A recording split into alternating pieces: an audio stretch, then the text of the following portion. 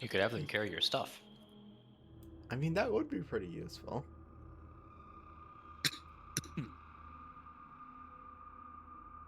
What is this game? Slimesicle, what is this? What is that thing? Who are you, Slimesicle? Who are you really? Slimecicle. Slimecicle. Scrungle. Give me a moment, I'm booting up a lurk bait. There we go. I do realize the bit I was doing isn't gonna work because you can't actually see my tabs when I'm on stream because I've cropped it out. Dumbass.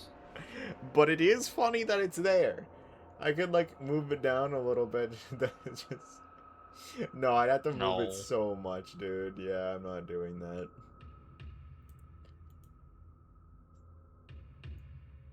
At that point, the bit isn't even remotely organic. Yeah. All right. Do I start us off then? Yep. Alright. Item number SCP-130. Object class Euclid.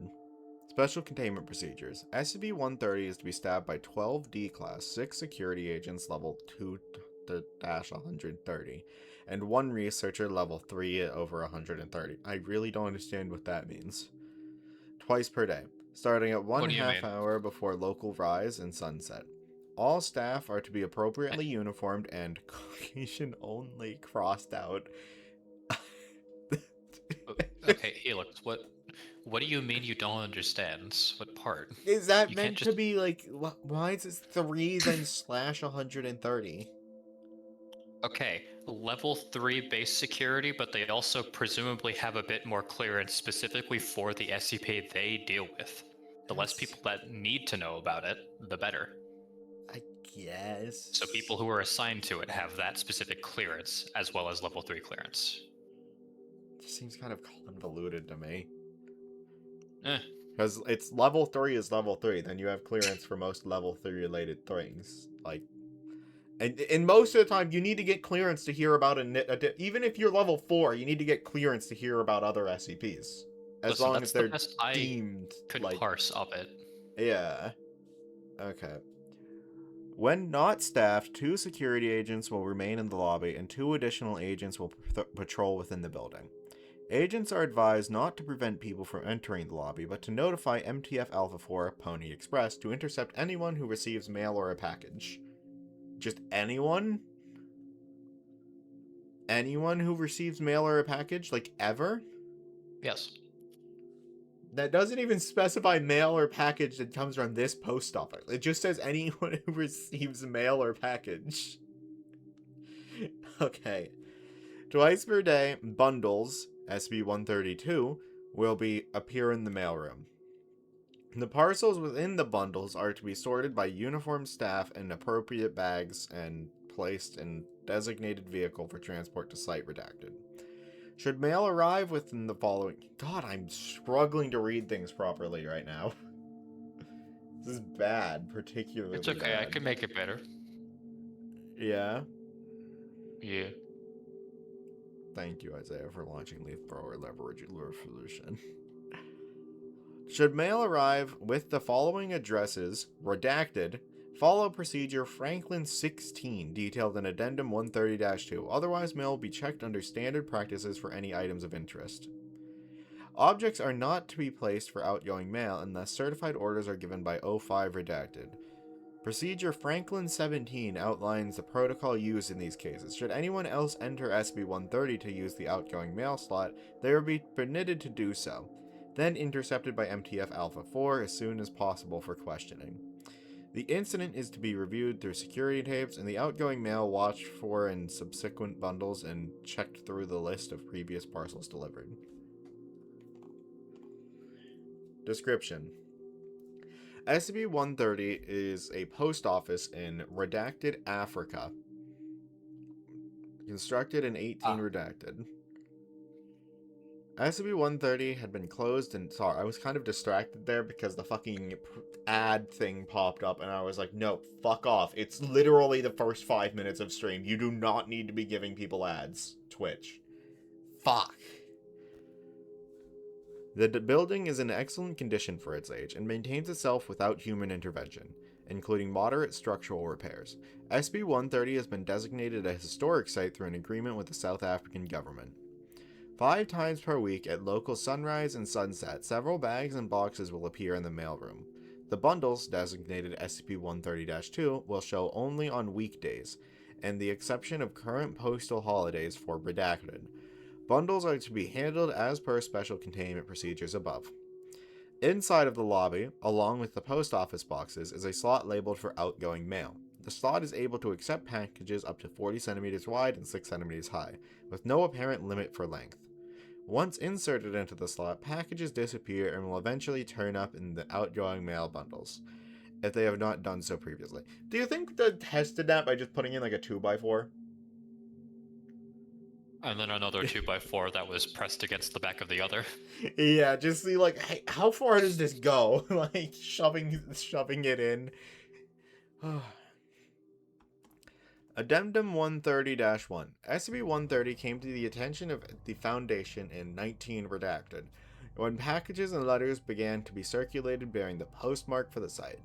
The parcels appeared in post offices throughout the world with correct postage for delivery either locally or internationally, depending on the parcel. The parcels were often undeliverable, either to non-existent addresses or to recipients who were not at the address, and so ended up in dead letter offices. Various Foundation assets noted that the odd postmark and Mobile Task Force Alpha 4 mobilized to investigate. MTF Alpha 4 arrived in Redacted, where they discovered the town had been mostly abandoned decades ago. The post office appeared to be in excellent condition, not only well maintained, but clean. What? While MTF Alpha 4 searched, bundles of mail appeared in the mailroom.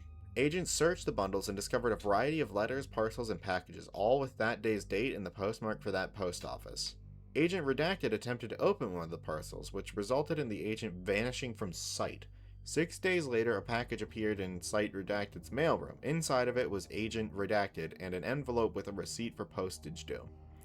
Agent Redacted had returned to sender and postage due tattooed on Redacted back.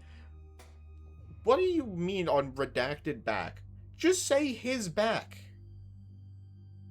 What? Why are there just... That one's a little unnecessary. Yeah, just like blatantly. It's fine, like blur out like a name. Maybe like, oh, you want their mystery behind this thing. It's what very else could clearly that mean? That space is perfectly sized for the word there. You don't need to redact that. Okay. I grant you that one. Yeah. And was in a comatose state. Agent Redacted remained in that state until the envelope was delivered to SCP-130's outgoing mail slot, whereupon the agent returned to consciousness and no recollection of the time of disappearance. Similar results also occurred when agents tried to take away or damage either the parcels or the post office itself. I need a drink, goddamn.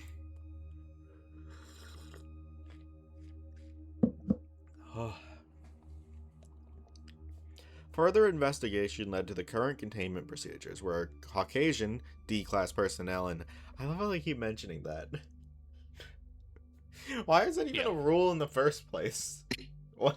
Did they just assume the post office was racist and would only allow Caucasian, like, male workers? Which doesn't make sense because it's in Africa! It's based in Africa. Why is that even a thing they tried to implement? This is very bizarrely written in some respects. Okay. I'm skipping like fucking like all of this shit. They put some D class into it. Once processed and put in a marked redacted vehicle, the mail can then leave the area unmolested. If the bundles are untouched, however, the bundles will vanish and later appear in the postal systems of the world in order to be delivered. Addendum 130-2. Through examination of the mail parcels of the past redacted years, researchers have shown certain trends. Over redacted percent of the mail is of a mundane nature, except for the matter of the postmark. Exceptions to this are letters that were apparently unsent for whatever reason and temporarily displaced letters. The former, while odd, will be destroyed in order to protect the nature of SCP-130. The latter will be examined and results submitted to Redacted. Letters addressed to Foundation sites or personnel are to be sent to Site Redacted, where they will be reviewed by Department Redacted. Reports shall be classified under Project Redacted, pending Overseer review. Oh, looking good so far. Yeah, this one isn't too interesting to me, I'll be honest. Procedure Franklin 16. When mail is specifically addressed to Redacted, the mail is to be sealed in a case with active countermeasure and brought to the office of the present Level 5 130 Supervisor. Mail will then be screened for possible explosive, chemical, biological, mimetic, or redacted threats. After screening, the mail will be opened and assessed, while no new artifacts requiring secure containment have arrived. The possibility cannot be ignored. Oh my fucking god, this one sucks. It's like I'm reading like a job application for working at a post office, except I've also got to make sure there's no anomalous shit showing up. It's Yeah, like but the you prospect of check making the this a address on the game. fucking when you check the address on the mail, and then if it's a real address, you check what's in it and then send it there if it's not bad. And it's like, God, this is so boring. Oh god, it's fucking. Where are the interesting anomalous effects? I don't care about like, oh yeah, you gotta make sure there's no explosive in the box. It's fucking Anomaly Watch, but I'm in a FedEx. It's so boring. Maybe it'll be interesting once we look at the document, like the things that have actually come out of it. Mail either addressed to or intercepted by the office is often temporally sensitive, and as such, impact must be minimalized to limit changes. The possibility of the information being used to alter present-day events detrimentally must also be weighed, using the information given by SCP-130 to alter events requiring a 2/3 supermajority vote by... What? How many fucking overseers do you people have? A 2/3 supermajority vote. That's not how... What the fuck do you mean a supermajority? Just you wait until we hear about mega Hang on. majority, where you need 3/4 of the Hang on. It's probably a real thing, but it just sounds stupid. No, I just want to know what the actual threshold is. Okay, supermajority.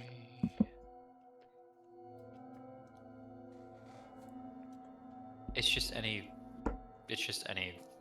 threshold over 1/2. So yeah, just 2/3 or 3/5, anything really. You could have just said majority vote, Christ. Yeah.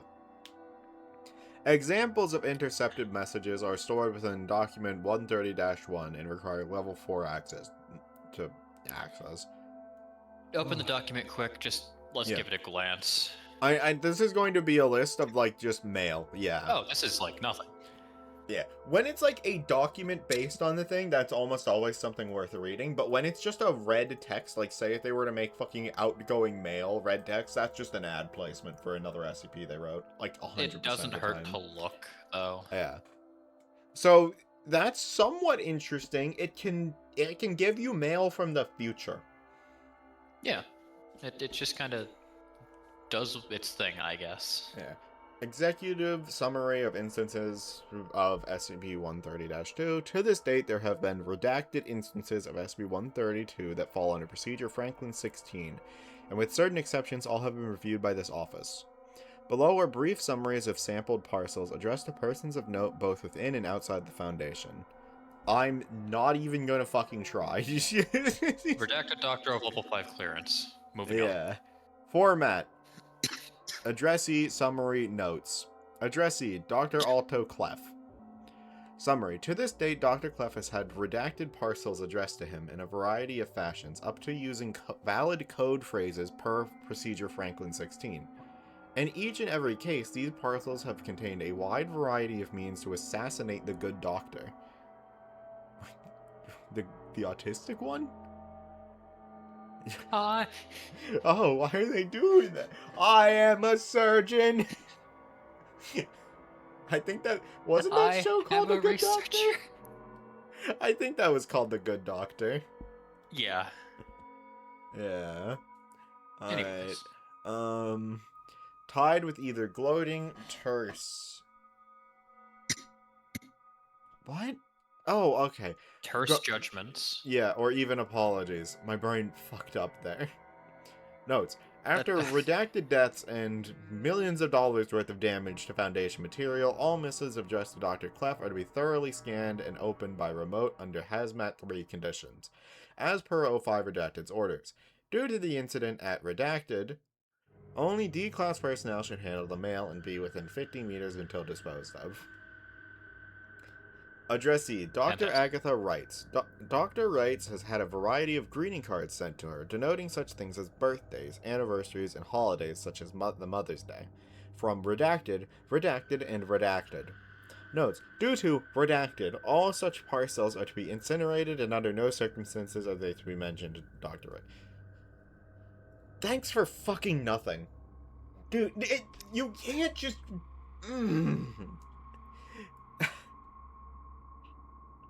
You could have said, like, are not to be mentioned to avoid, I don't know, some sort of mimetic hazard or, like... Yeah, like, I want something to mental go off trauma. of. Not just, this person received mail, we had to incinerate it.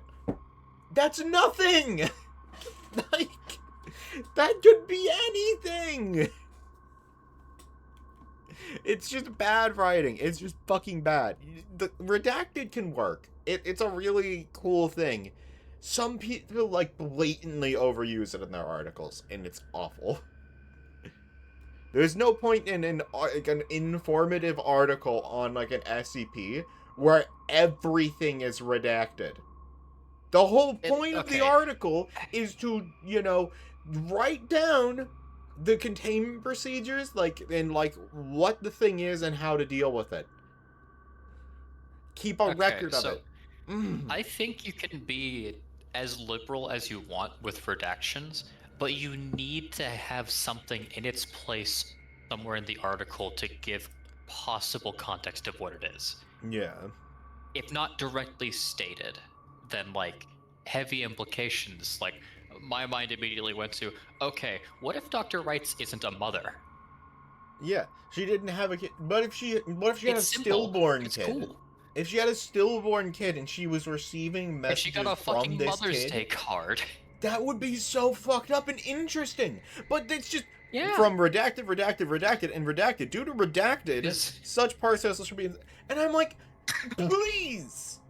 Because either that means the anomalous post office itself is either malicious or it's able to send things between alternative universes somehow. Yeah. Also, I was hoping this would be a list of, like, really cool... I thought this like, would have more. Yeah. There's 3 things here. What I was expecting, what I would have done if I was writing this article, is I would have listed, like, multiple notes detailing, like, major world events or something that, like, the Foundation intercepted and then prevented. Like, you know, say, like, a national tragedy that would occur in 2077. And, like, they received, like, a letter talking about that, and then they were like, oh, fuck. And so they took action again. That would have been interesting.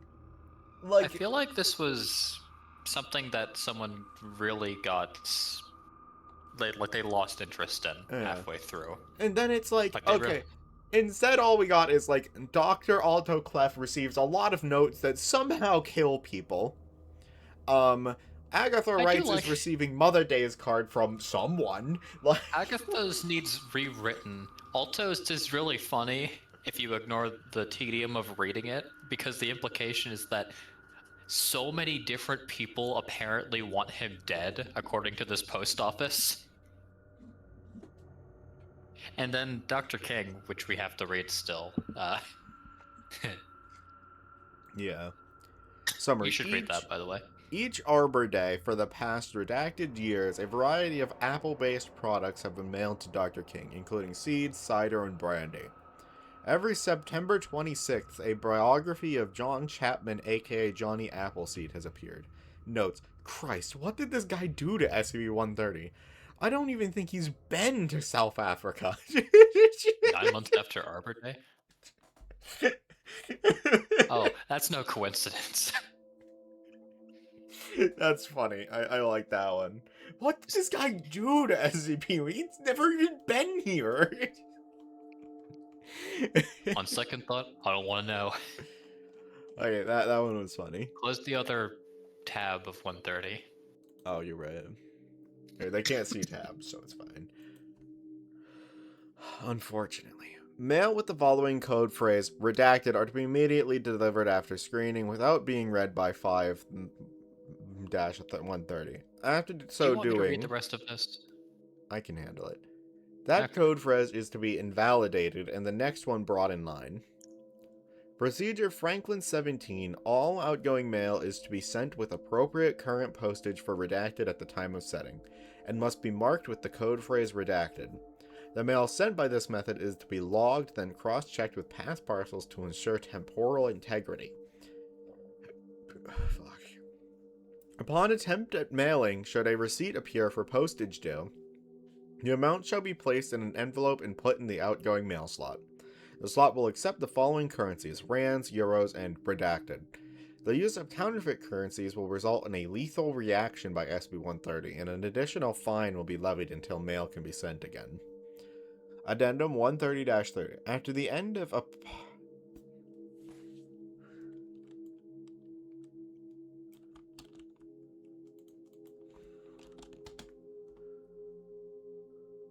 Oh, How the fuck was I supposed to know this? Oh, it was segregation in South specifically Africa. a policy of segregation in Africa. Yes. How the fuck did we not know about this? Because we're not actually taught world history, Helix. Right. I forgot that our country is very biased. Okay. After the Try end of ignorant. apartheid, SB-130 no longer restricts postal staff to be white only. Okay, cool. It was relevant. It was.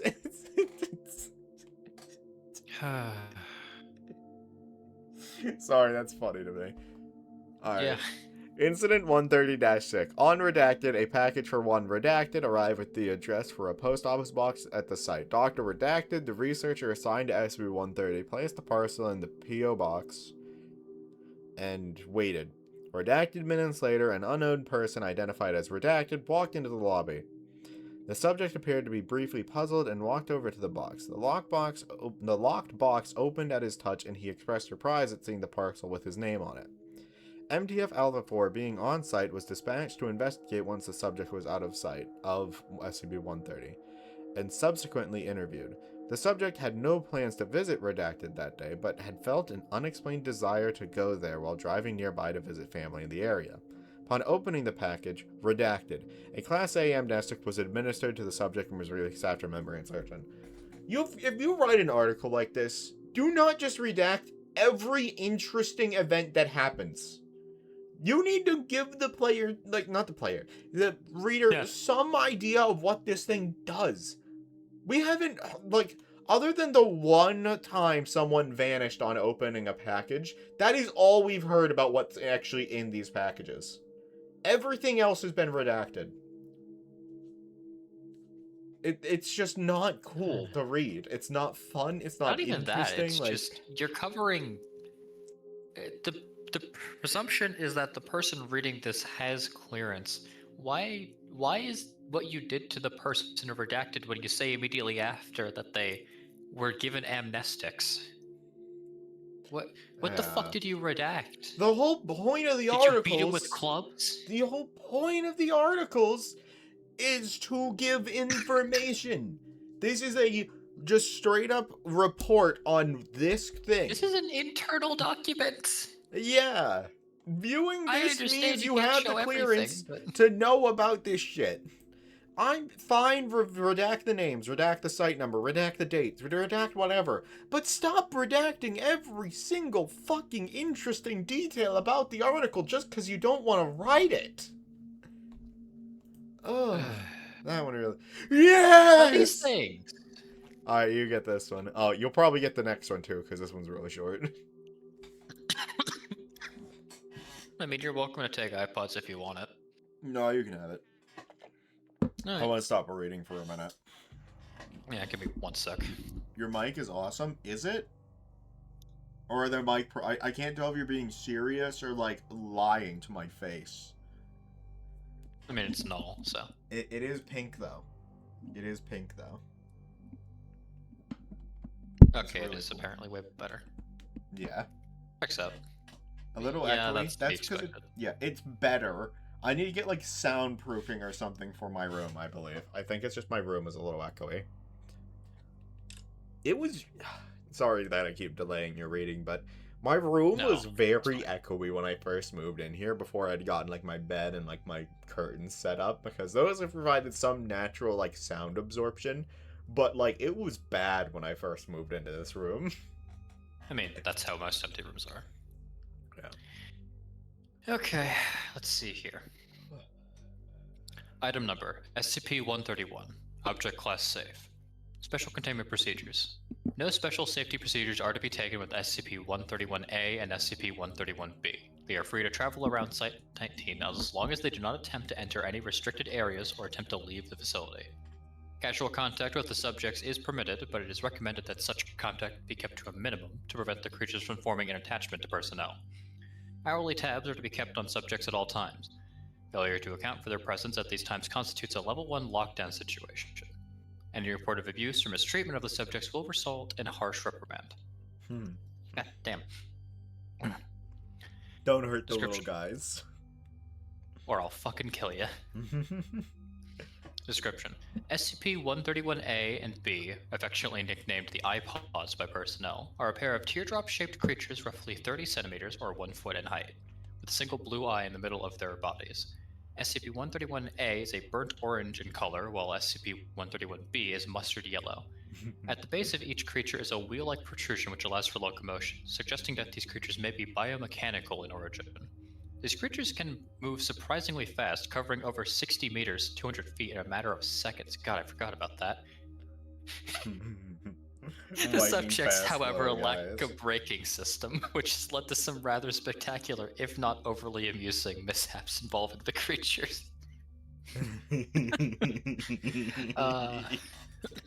I love these little guys. The subjects have also shown the ability to climb sheer surfaces and have gotten lost in the air vents on more than one occasion. The subjects seem to have the intelligence of common house cats and are insatiably curious. Most of the time, they simply roll around the facility, observing personnel at work and catch peeks at other safe-class SCPs. The subjects seem to be able to communicate with each other via an untranslatable high-pitched babbling. The subjects have never been observed to blink, even in laboratories when the subjects have been videotaped for over 18 consecutive hours. The subjects seem to respond well to any affection given to them and will quickly bond to the giver of said affection, much in the same way a puppy bonds with a human being. They will follow anyone or anything they've made a bond with anywhere, even into normally restricted areas. Although curious, the subjects can sense danger in their general vicinity, and if the object of their bond begins to approach something, he looks at you with thank you. If the object of their bond begins to approach something they register as dangerous, e.g. Euclid or Keter class objects, they will swarm around their bonded companions' feet for approximate extremities, while babbling in a panicked tone as if to warn them. Because of the daily dangers faced by Site-19 staff in dealing with Euclid and Keter objects, it is recommended that staff avoid making attempts to bond with the subjects, as it can pose a distraction during delicate operations and experiments, and may pose a danger to the subjects themselves. See Addendum 131-1. If the subjects are ignored by their bonded target long enough, they will eventually lose interest and return to their normal activities. It should be noted that the subjects require no real care or maintenance from the site staff. They do not eat, leave droppings, or even sleep. It would seem that the only sustenance they require is visual stimulation, although this requires further study to verify. I like this article so much better already. It's so much more well written. Not a single redacted thing this entire time. That's how it should be. There's just a few things redacted down here that are like specific dates and places. That's fine. That's whatever. But like, sweet little guy. All right. Subjects SCP-131-A and B were found in a cornfield outside Redacted in the year 19 Redacted. They were promptly transported to Site-19 via data expunged and were then downgraded to safe class and given free reign across the site once it became clear they were not broadcasting what they saw to any hostile foreign powers. Yeah, I guess it makes sense. They probably They would were like, assume these "Are things you were a like spy drones at drone? first. Are you a drone not disguising yourself as an anomalous object?" Nah, he's harmless. Addendum 131-1. During an incident that took place on Redacted, the subjects followed one of the cleaning staff on routine cleanings of the containment of SCP-173. After the normal attempts to warn the cleaner of the danger were ignored, the creature rushed into the container in front of him and the other two personnel on duty. Once inside, the staff members observed the subject sitting in front of SCP-173 and watching it intently, as if aware it could only move if unobserved. The cleaners ignored the presence of the subjects and continued with the bi-weekly cleaning as per standard procedures. When the cleaning crew left, the subjects did as well, rolling backwards slowly and never taking their eyes off of SCP-173. Current applications of SCP-131-A and B as wardens for SCP-173, and perhaps other SCP which require constant observation, such as SCP-689, are being considered. That's so cute, dude. I love them. They're I can just this Aren't is those so well little- written because I can Aren't the little imagine that gremlins like in security containment breach as well? I think I think so, they are. but I don't think they were like actually like an interactable thing. I'm not sure. I don't know. Maybe it was something someone modded in. I'd be surprised. I don't know. But like this is good. This gives you like Yeah. something to think about. You can imagine this entire scene playing out in your head and it's like that makes sense. I can't imagine what's happening with the stupid post office. I can. It's just Boring. any details that are given are kind of moot after a point. Yeah. Yeah, this is another decently short one.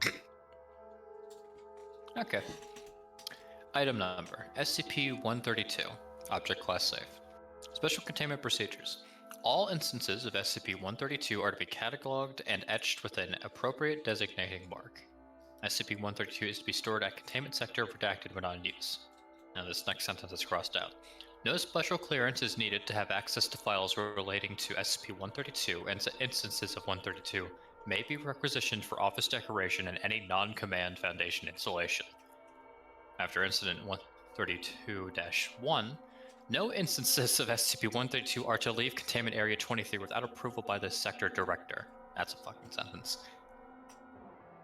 Following the incident detailed in Addendum 3, standard classification procedures are reinstated on SCP-132. Description. SCP-132 takes the form of a series of redacted glass tetrahedrons, each with a side length of 10.3 centimeters. Each instance of SCP-132 appears to contain a patch of desert sand. Occasionally, scorpions and other desert creatures enter the confines of an instance of SCP-132 as if it were a continuous piece of desert. Creatures within SCP-132 have shown no awareness of the existence of anything outside of the object, and attempts to influence the area within SCP-132 have failed. View of observed animal life within SCP-132 has proven inconsistent. Clusters of contiguous? I think Clusters that's of the right contiguous word. What? I think that's the right way to pronounce it, yeah. Clusters of contiguous instances have been internally consistent and have been confirmed to display areas of every major desert. No method of pinpointing exact locations has been discovered. Staff observing SCP-132 are advised to be on the lookout for any defining features that could aid in this endeavor. Test log. SCP-132. Procedure. SCP-132-1 rotated and placed on an upper side. Result: no apparent change in SCP-132-1. Okay. For the next one, it's the same, except they place it in a cradle. SCP-132-1 shaken vigorously. Result: a few grains of sand in SCP-132-1 shift as though picked up by a high wind. Light wind. Yeah. SCP-132-1 shaken vigorously. No apparent change in SCP-132-1. No, I guess it was just the wind. Better to be sure anyway. Dr. Peterson. Must have been the wind. Procedure. A corner of SCP-132-1 is filed for several strokes. Result. The filed corner is scuffed in a consistent manner to normal glass. Fantastic. Procedure. Heat is applied to the side of SCP-132-1 with a blowtorch. Result. Heated side melts and a sizable hole is cut in SCP-132-1. Desert scene remains. Note. I brought it around in there after it cooled and only felt glass. It would appear that SCP-132 only shows an illusory desert. I suppose it could be showing a real place, but I have no idea how we could confirm this or locate where that may be. Dr. Peterson. This is a good test log. This is good. This is interesting. This is a good read. God, I just can't get over how bad my article was. Okay, but what if we put holes in it? Well, what if I start poking fuck around off. in there? Got my finger in and started just twisting it around a little bit. What if we give one to Dr. Bright on Sledgehammer Day? If this was written Well. by the other author, it would be like heat is applied to redacted side of SCP-132 with a redacted. Result? Redacted. Heated side redacted. Fucking like, The sizable redacted is cut at SCP redacted. Not even the same SCP, it's some other It's not fucking even the SCP. same SCP. They just blowtorched SCP-137 for some reason. Anyways. Incident log. 132-1. Dr. R, redacted, currently stationed at area redacted, reports knocking SCP-132-71. Oh my god, there's a lot of these fucking things. Yeah. I'm just gonna... Yeah, 132-71 off her desk. Upon impact with the ground, 132-71 shattered and the office of Dr. Redacted was buffeted by extreme winds. Buffeted? Buffeted? Whatever, buffeted. I think buffeted, 'Cause yeah. I assume so, but I hate got all you English. could eat ribs. All you can eat sand, more like. Other owners of instances of SCP-132 confirmed that the area shown by SCP-132-71 in adjourning instances was experiencing a sandstorm. Addendum 132-1. Careful observation of SCP-132 has found that many instances are contiguous. The largest section composed of 16 different instances. Speculation over the existence of additional unsecured instances has been raised. Addendum 132-2. Administration has deemed the possible risk of unsecured instances of SCP-132 existing to be negligible and set retrieval efforts to lowest priority. Keywords relating to SCP-132 have been added to routine search protocols. Addendum 132-3. A large box arrived for Dr. Richardson at his home with a return address of Redacted, a foundation in front. No facility associated with Redacted report any association with said box, and it does not appear on any Redacted records. Inside were 37 uncatalogued instances of SCP-132. Jesus Christ. 12 were contiguous with previously documented instances of SCP-132, and 3 instances which had no known shared edges were brought into contiguity. Of particular note were 18 instances which appeared to display Martian soil, 13 of which were found to be contiguous. Ooh. Addendum 132-4. At Dr. L. Redacted's suggestion, notes were taken over a year of the light cycle of SCP-132 clusters. Although imprecise, the Foundation now has a rough set of coordinates for various SCP-132 viewing locations. No missions need be sent to confirm these locations, but teams passing near are encouraged to assist Dr. Peterson in pinpointing coordinates. Okay, cool, I guess. They're just little... Yeah, that's just, nice. like, one-way portal mirror things. That's... okay. Don't drop it.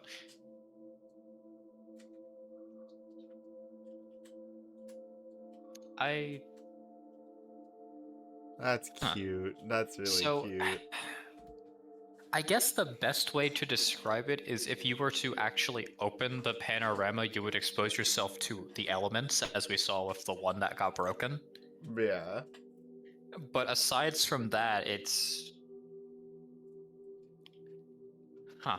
Yeah. I don't know. I like Like, the lack of a need to just accurately pinpoint the locations, because realistically it doesn't matter. It's a fucking one-way nowhere mirror. middle of. Oh yeah, what's that? There's one that's actually I will say the ones that are You go there and apparently it's on just a Mars are a spot little concerning because that's a not quite a vacuum, but probably really bad if that breaks. maybe, yeah.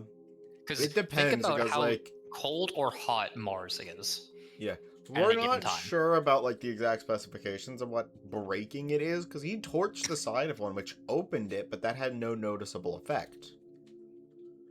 No, okay, so I think it was because like at the time other people were like, yeah, no, there was a sandstorm going on, which explains why her office was fucking blasted with extreme winds. That would make sense. Yeah, the weather was So just different it's when that one was broken. I'm not sure if it's like a permanent opening. I assume not, considering she's not like, dead or anything.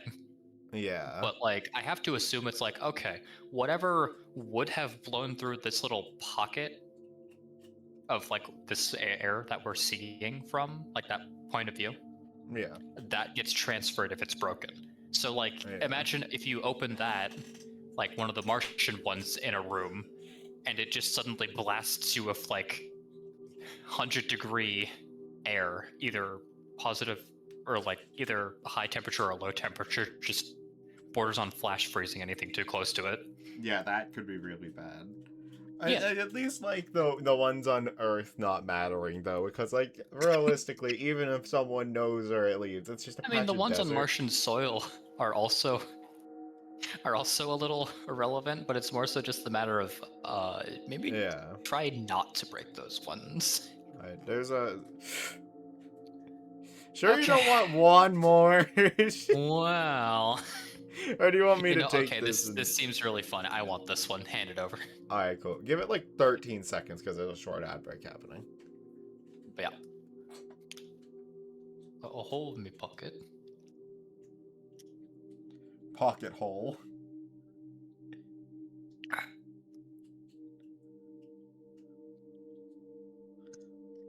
All right, you're good to go. All right. Item number SCP-133. Object Class Safe.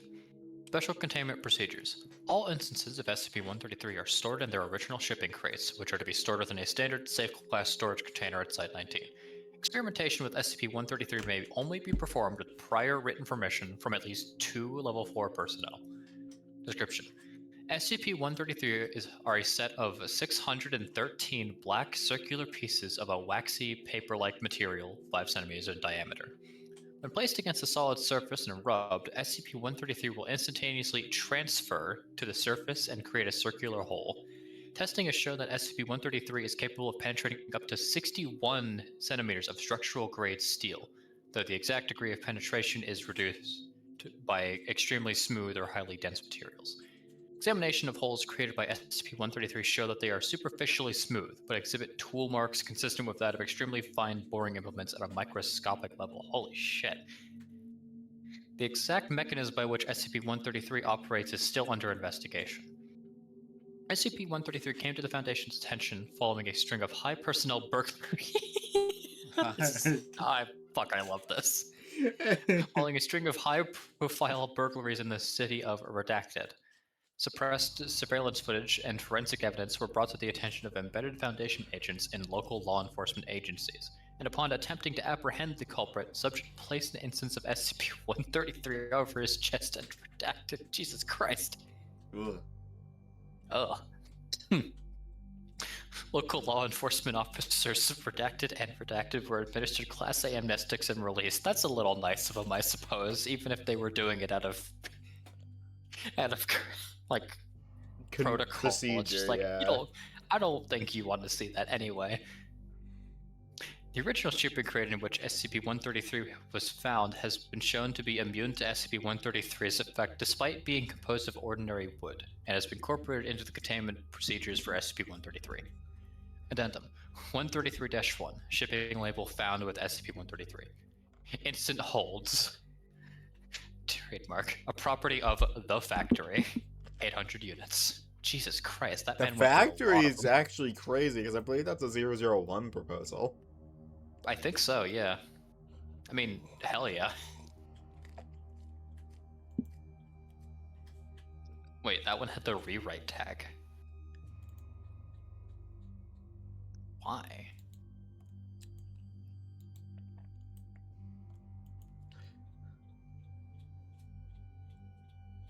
Maybe it's... I Why is wish it would, 76 like, on here?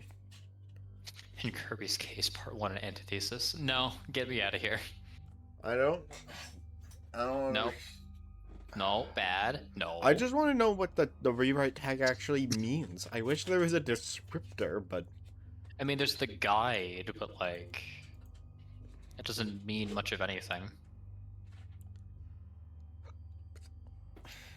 Emunol.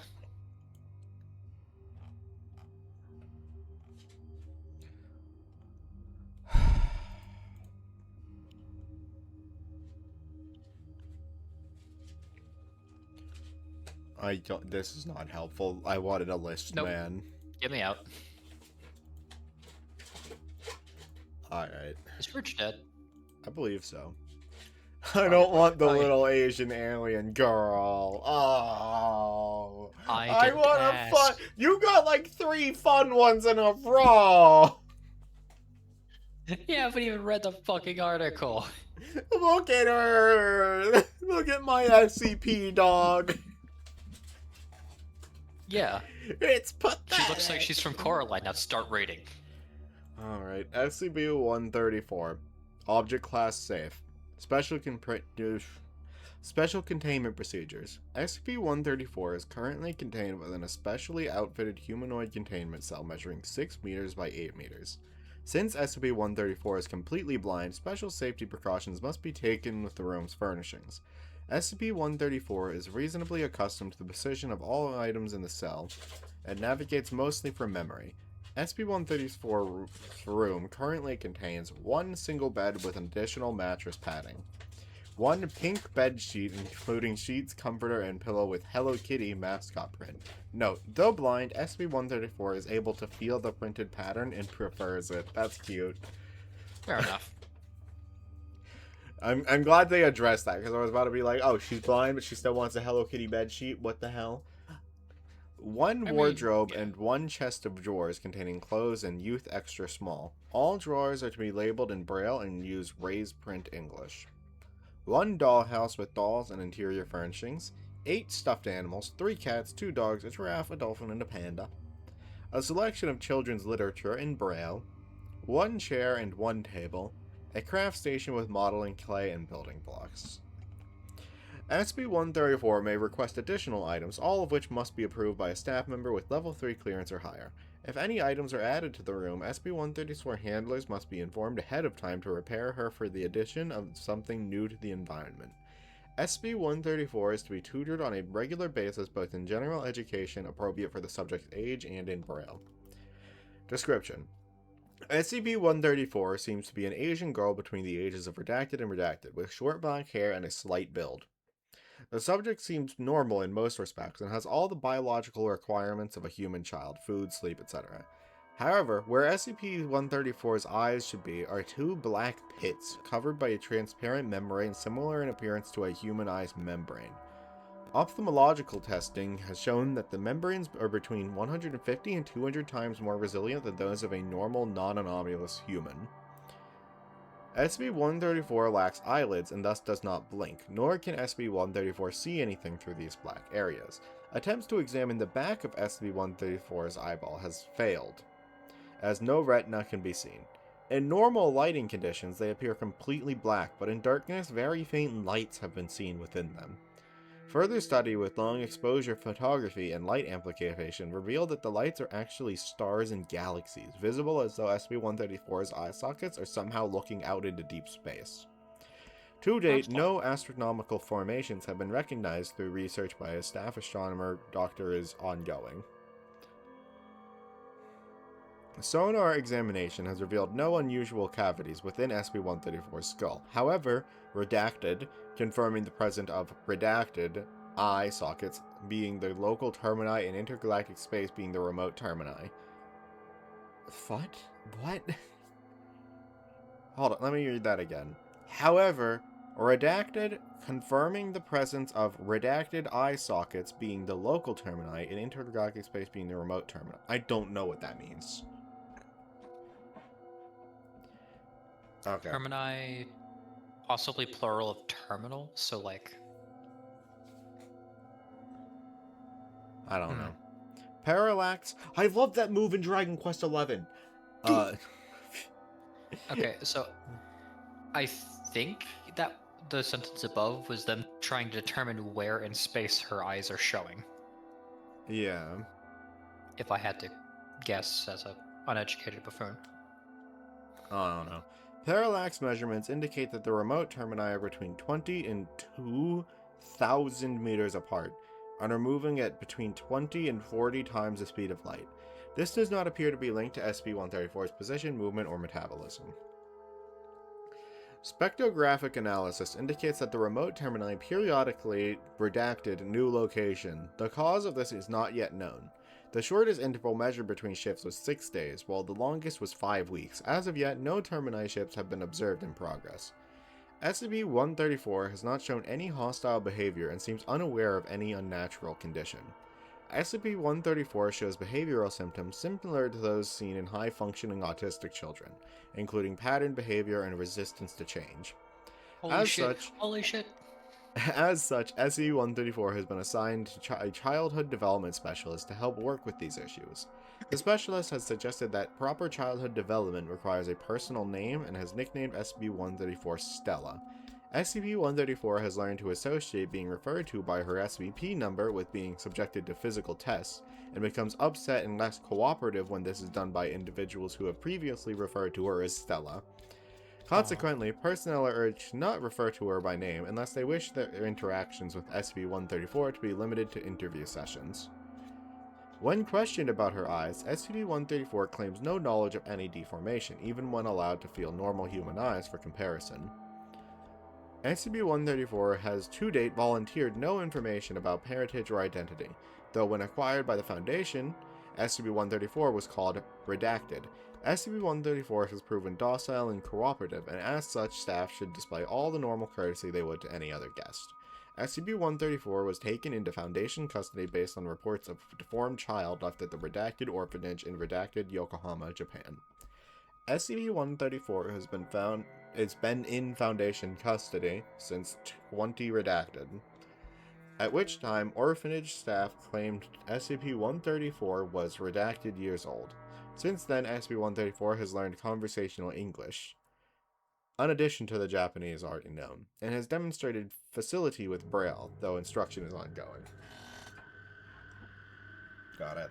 She's cool. Okay, That so real wasn't quick, bad. I like the unspoken insinuation of them like allowing her to feel normal eyes, because either they did the classic, here, reach your hand over here and feel this eyeball we plucked out. I was imagining in someone still living. They just or they grabbed like took a a D class and class. held him down as Yeah, as she got to like poke and prod him in the eye. Ugh. I mean, to her, she wouldn't know that that's a hurtful sensation, would she? She doesn't have normal eyes. No, but I really like the idea that she accidentally Three Stooges a poor D class. Well, not poor, but a D class. Okay, this one's also mine then. Yeah. Item number SCP-135. Object class Euclid. Special containment procedures. Give me a moment. Started reading too fast. SCP-135 is to be contained in a partitioned plexiglass chamber at least 7 meters to a side. All sections are to be completely sealed off from one another to avoid cross-contamination. SCP-135 itself is to be in a central section with 1 to 1.5 square meters of floor space with a 5 centimeter wide runoff trench around the perimeter that drains into a tank, the contents of which are to be piped to an incinerator at the end of every week.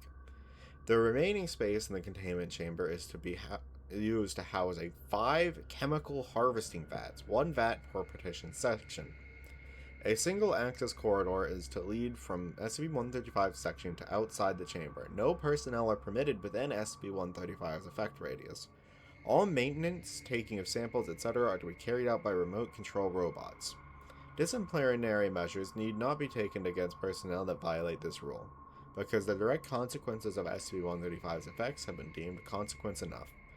Robots are to be maintained and cleaned by Level 1 personnel. Once a week, SCP-135's section is to be hosed down with solution U82-B until only its outer coating is visible. In emergencies, flamethrowers may be employed to produce mass quickly. Due to the potential of catastrophic effects in the events of cross-contamination, at no point are SCP-329 or SCP-427 to be contained within the same facility as SCP-135. Description: SCP-135 is a human female between redacted and redacted years of age that promotes rapid, uncontrolled cell growth within a radius of 2.25 meters from itself. It remains rigidly in the fetal position and has never been observed to move. Is the photo... Is that like... That's different than fetal, right? Hang on. Photo? Photo? I'm checking it in an incognito tab just in case it's weird. It just autocorrects to fetal. Okay. I guess it is just a... Maybe it's a weird other spelling. When it's used as an adjective, it's photal, I guess. Okay. Weird. I thought it was just a position. Oh well. Okay. SCP-135's effect is carcinogenic to animal tissue and induces malignant neoplasia in plant and fungal tissues in 100% of recorded exposure cases, its severity and disorganization increasing exponentially with closer proximity to SCP-135. Within 0.1 meters, cells will not die, even under conditions where they normally would, causing SCP-135 to be steadily buried under a continually growing mass of plant matter, fungal matter, and microorganisms. This undying state extends to SCP-135 cells as well. SCP-135 has been shown to lack an epidermis, instead having a crust of mixed plant and fungal matter that has incorporated itself into SCP-135's skin, interspersed with tumors and patches of raw dermis. Hate that. I hate that a lot. SCP-135's lungs, diaphragm, and intestines are ruptured, and growth extends into the chest and abdominal cavities. It has been fitted with wide-diameter plastic tubes for use in draining excess biomatter. The Foundation came into possession of SCP-135 after it and a surrounding ball of growth rolled off a cliff in the Redacted Mountains, crushing a hiker on the trail below. Class B amnestics were administered to the civilians and law enforcement personnel involved, and the incident was covered up as having been caused by a pair of male goats that slipped and fell off the cliff ledge during a dog's battle. This is weirdly accurate to what I was doing before stream. Later examination of the growth revealed that the partial skeleton of an adult human female with osteosarcomata covering redacted percent of it. SCP-135 was found in the space between the skeleton's ribcage and pelvis, at the time between redacted and redacted years old. A viable DNA sample was recovered from the bone marrow of the pelvis, and testing confirmed that 0% certain, well, not 0%, with redacted percent certainty that the skeleton belonged to SCP-135's biological mother. All personnel involved with SCP-135's retrieval and initial testing were later diagnosed with various forms of cancer. Out of the redacted affected, only redacted are still alive at the time of this writing. Attempts to terminate SCP-135 with sustained gunfire, flamethrowers, and caustic materials, vacuum, and extreme pressure have all failed. Further termination attempts are forbidden by order of O5 Redacted due to SCP-135's potential uses in cultivating useful bacteria. See Document 135-A for information on the current contents of partitioned vats. Is that what the chemical vats are for? Is the useful bacteria? They put fucking, What's that one? Super antibiotic bacteria. I can't remember it. Penicillin? Penicillin, that's the one. Yeah. Wasn't that one discovered by accident? Yes. I still think that one's really funny. Oh man, what's this stuff do? Like the dude literally just had like a few different trays of like other things he had like set out, and then just forgot about them while on vacation or some shit. And when he came back, there was some penicillin, and he was like, "Wait a minute, no one's ever seen this before." My EEGs God. confirm full brain activity. No attempts to communicate with SCP-135 are to be made at this time.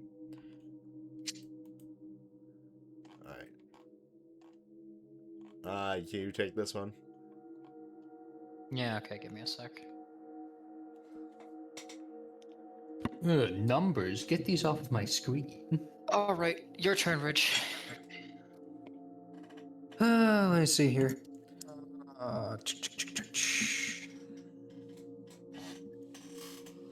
136, Euclid.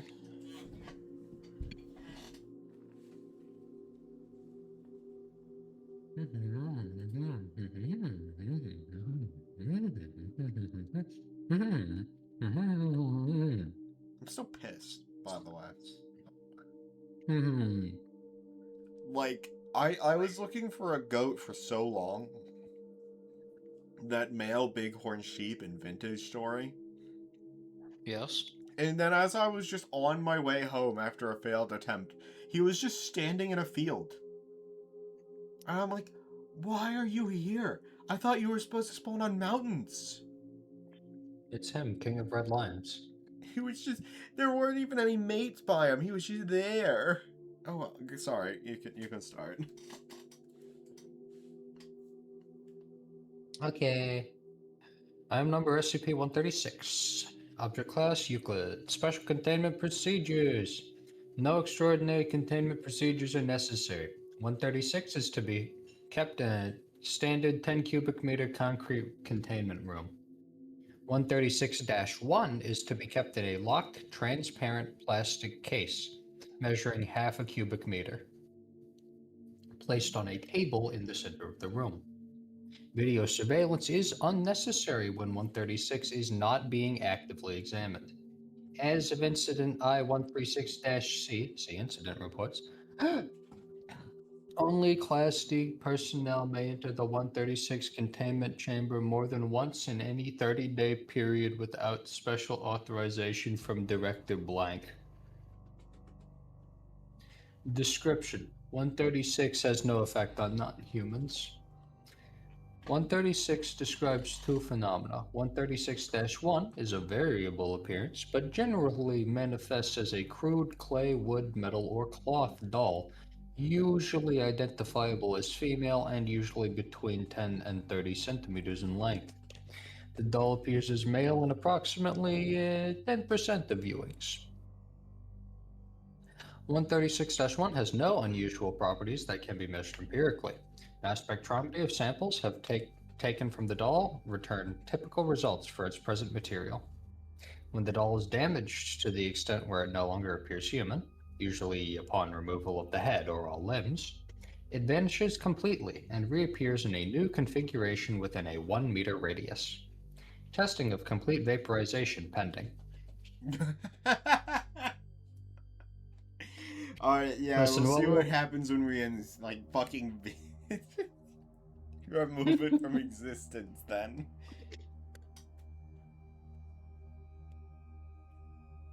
Uh, 136-2 manifests only when 136-1 is viewed for approximately 20 minutes. Though, like 136-1, it has a somewhat variable form. The first indication of 136-2's presence is a sound of laughter of a gender corresponding to the appearance of 136-1. Personnel who hear the laughter report it as sounding creepy or scary. Not sure why those are in quotation marks, but it's fine. The laughter lasts for an interval of anywhere from 5 seconds to 2 minutes, after which is a period of silence, usually of about 5 minutes. After the period of silence, 136-2 appears along with the abrupt disappearance of 136-1. Scroll down. 136-2 is an incorporeal nude or partially nude figure corresponding to the gender of 136-1. 136-2, ranging in size from 1.9 to 2.1 meters, is always posed in a provocative manner and moves through the air at a slow walking pace towards the subjects. If more than one subject is present, each will see the form as moving towards him or herself. As it approaches, the volume of the laughter increases. By the time 136-2 is within 1 to 2 meters, subject invariably has gone rigid in fear, collapsed, or backed up until he or she hits a wall. 136-2 usually remains stiff until it is within approximately 5 centimeters of the subject, whereupon it will scream once before vanishing. 10 to 15 seconds later, 136-1 will reappear in its previous location in a different configuration. What is this thing? A fucking jump scare doll? Why is it provocative? The apparition has a very disturbing appearance. Its mouth is far too wide, frozen in a rictus of pain and arousal. It will occasionally bare its teeth or lick its lips. Its irises take up almost the entire sclera of its eyes, which appear mad and bloodshot. If female, it will have an absurdly narrow waist and large breasts. The experience of viewing 136-2 is profoundly upsetting and has universally caused night terrors for up to 6 months in every single subject, possibly as a result of its psychic intrusion. After a viewing, I got this new anime plot. That's exactly what I was thinking of. So she's got huge bazongas. Anyways, please continue. I'll go with them eating pizza. Milk.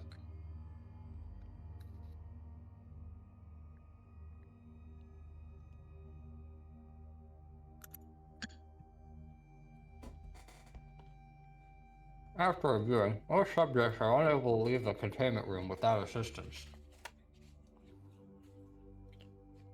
Interestingly, Class D personnel with a history of sexual deviancy still experience a strong negative reaction to 136-2. Great. See Incident Report I-136-A. Does that mean... Does they tested it with people who are into that shit and they still had a negative reaction? Yeah. Like, oh man, I would want to fuck a monster. Additional information. 136 was recovered from the children's bedroom of an abandoned house and data expunged. That was reportedly haunted. A routine sweep of such reported homes by Federation personnel discovered 136 when Agent Blank fell from a second-story window, screaming. Incident reports. Scroll down. Yeah. I mean, you can... It's fine. I'll scroll down. Scroll down. Incident 136-A happened sometimes in the 19th century. Dr. Simon was the 25th subject to observe 136-2 and the 4th to do so voluntarily. The viewing proceeded in the usual manner with no anomalies. Approximately 2 hours after viewing 136-2, Dr. Simon, who was in the break room with several other researchers, screamed and dropped his coffee mug. He incoherently indicated that he could see 136-2 floating down the hall towards him. Dr. Morris and Dr. Harrison restrained him, assuming they had simply been badly shaken by the experience. After approximately 2 minutes, all present in the room fell unconscious. Dr. Saboya recovered first and proceeded to awaken her colleagues. Dr. Simon had lapsed into a coma and died 3 days later. Dr. Myers requests reclassification to Keter class. No, we can't dismiss the possibility that the unfortunate incident wasn't caused by some other telepathic SCP. He'd been around like 3 of them that week, alright? It could have just been intermingling. It probably was even. But something else is like the 4th to do so voluntarily makes me think that like some people are like, yeah, I'm not gonna be scared every time. Like, yeah, I can take them. A test of courage. Oh, Say about all those other guys, but I'm built different. Better. exactly. Maybe even better than the gods. I'm built wrong.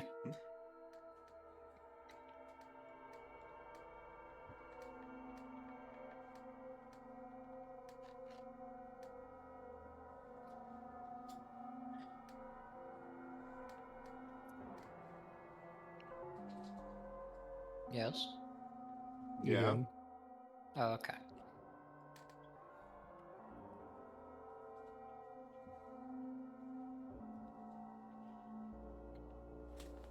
Are you eating pizza? Yeah. Let's go. Instant I-136-B happened in the, 21st century. It happened again today. Agent Blank shoved a few Class Ds into the room, and he was standing outside with 136 finished doing its thing, and I was helping them drag the subjects out of the room when everything went black. I woke up to Agent Blank smacking me in the face and 3 Class Ds in comas. This thing is killing people. We haven't learned anything new from it in 10 years, and we can't use it. I request that we find a way to terminate 136. Maybe get a psychic SCP in here with it. It's not like burning it will do anything. Dr. Myers. They can Request stop for feeding it. termination. Why do they keep shoving people in if they haven't gotten anything out of it in a decade? Funny. I like watching them scream. Funny. Request for termination ended, or denied. 136 is proving valuable for enhanced interrogation. Incident 136-C happened in the 21st century. This is out of control now. You all saw what happened. Hell, everyone at 1,000 yards will never forget. Blank and Class D in the room is gone and no one knows how. At the very least, we need to do some more rigorous screening of the Ds before sending him in. We would have found out that he was ahead of time. Thank God we figured out what set it off, though. Request reclassification to Keter and permission for attempted determination of 136. Dr. Myers. No. Dr. Myers is to be removed from administration of 136. Disposition of 136 is to be given directly to Overseer Campbell and to Dr. Blank for exclusive use in enhanced interrogation. Wow. Use an enhanced interrogation is funny. Until it just eats the person you're trying to interrogate and you lose your only lead. Great idea in theory. Woman! Oh god, I'm too get away scared. from Mord, please. Mord. I don't want to deal with this. Oh god. Give me a moment.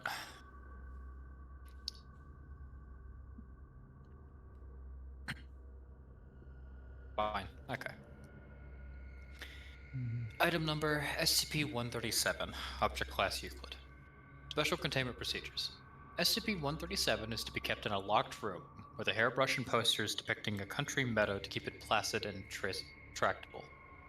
SCP-137 is to be fed 3 meals a day. Under no circumstances are any toys allowed to come within 500 meters of SCP-137. God forbid you give this motherfucker a toy train. Did iPods count as a toy? Do we have to What worry about counts as them? a toy? Descriptions. Description. Never mind. I thought it was descriptions. Never mind. SCP-137 is an entity with the ability to possess a toy, gaining the physical properties, size, and shape of whatever it represents. For example, a teddy bear will become an actual bear and behave accordingly. Okay. Okay, never mind. I'm back in. SCP-137 cannot possess any miscellaneous objects, only toys. The observed range of SCP-137's possessive effect is 250 meters. But until further testing has been accomplished, SCP-137 is assumed to have a maximum range of 500 meters from its position. SCP-137 was first brought to Foundation attention after a series of bizarre deaths and incidents involving children. The deaths were determined to be too random to be a serial killer, and Foundation agents were sent in to investigate. It was located after an interview with a young girl suffering from post-traumatic stress disorder after a naked man had appeared in her bedroom. It was encountered in the same neighborhood in the form of a gorilla. SCP-137 was then tracked and finally captured when it possessed a stuffed pony doll and redacted, and was chased into the nearby wilderness.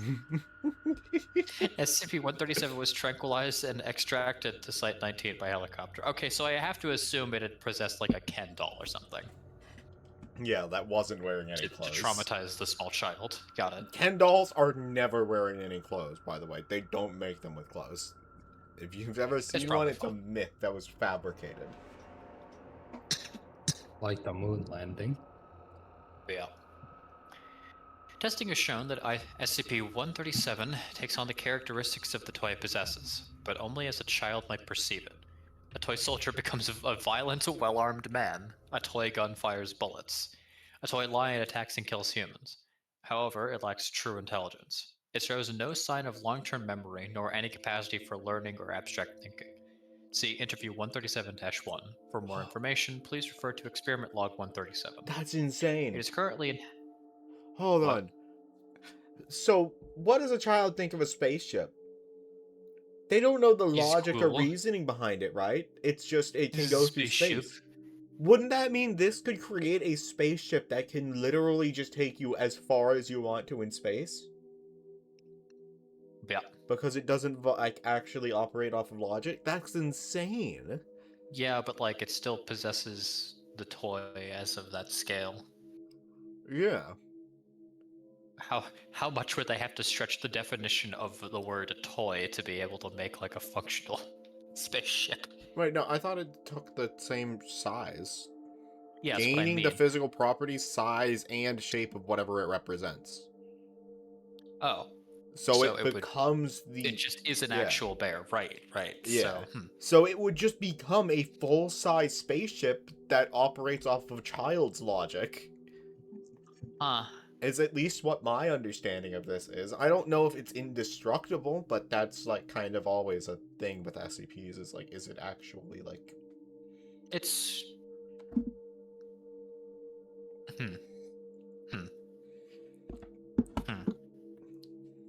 I suppose the issue of trying to test the idea of making like a spaceship would be, how the fuck do we recontain this thing? Yeah. If it Anyways. becomes an inanimate object, is it in control of itself, or is it just like... What is it? Because, like, obviously when it becomes a Ken doll, it becomes a doll that walks around. If it becomes a bear, it's a bear. But, like, if it becomes a spaceship, does it start just flying around? Like...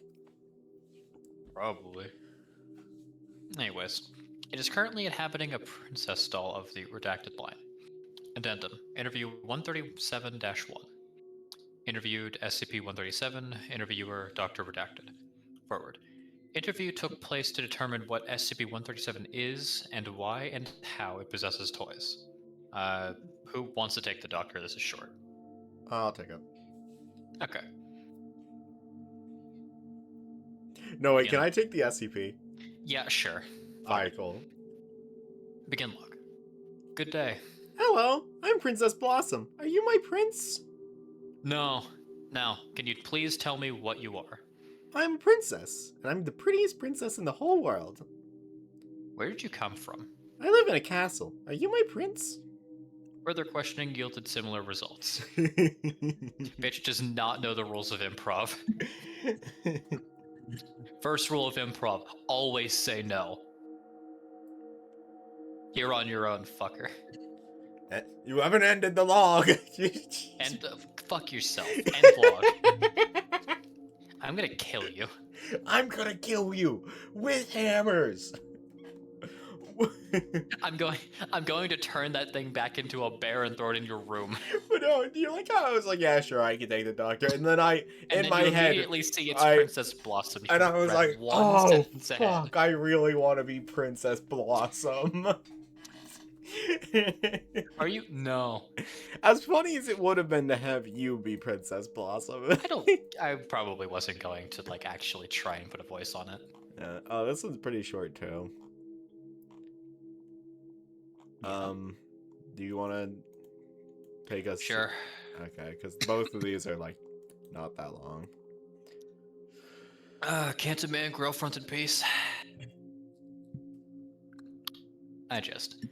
Item number SCP-138. Object class safe. Special containment procedures. SCP-138 requires minimal containment procedures. For humanitarian purposes, a subject is currently being kept in a chemically induced comatose state. Ah. Do I see what that is before we continue reading? Yeah, may as well. I'm probably just gonna be some random story. If it says an SCP number, we just close it back. Worse, actually. Get me out. What? Hold on. There's just a I'm lot good, to. actually. I kind of want to. Sorry, I see Cannon Hub into End of Death Hub into Hypnotriline. Yeah, I'm good. I don't want to find the Shiro disambiguation page. Close this tab. No, I'm kind of interested though. Amiya. This kind of passes the stink test. Oh, Bulk yeah? order in You the get to read Vatican. out I mean,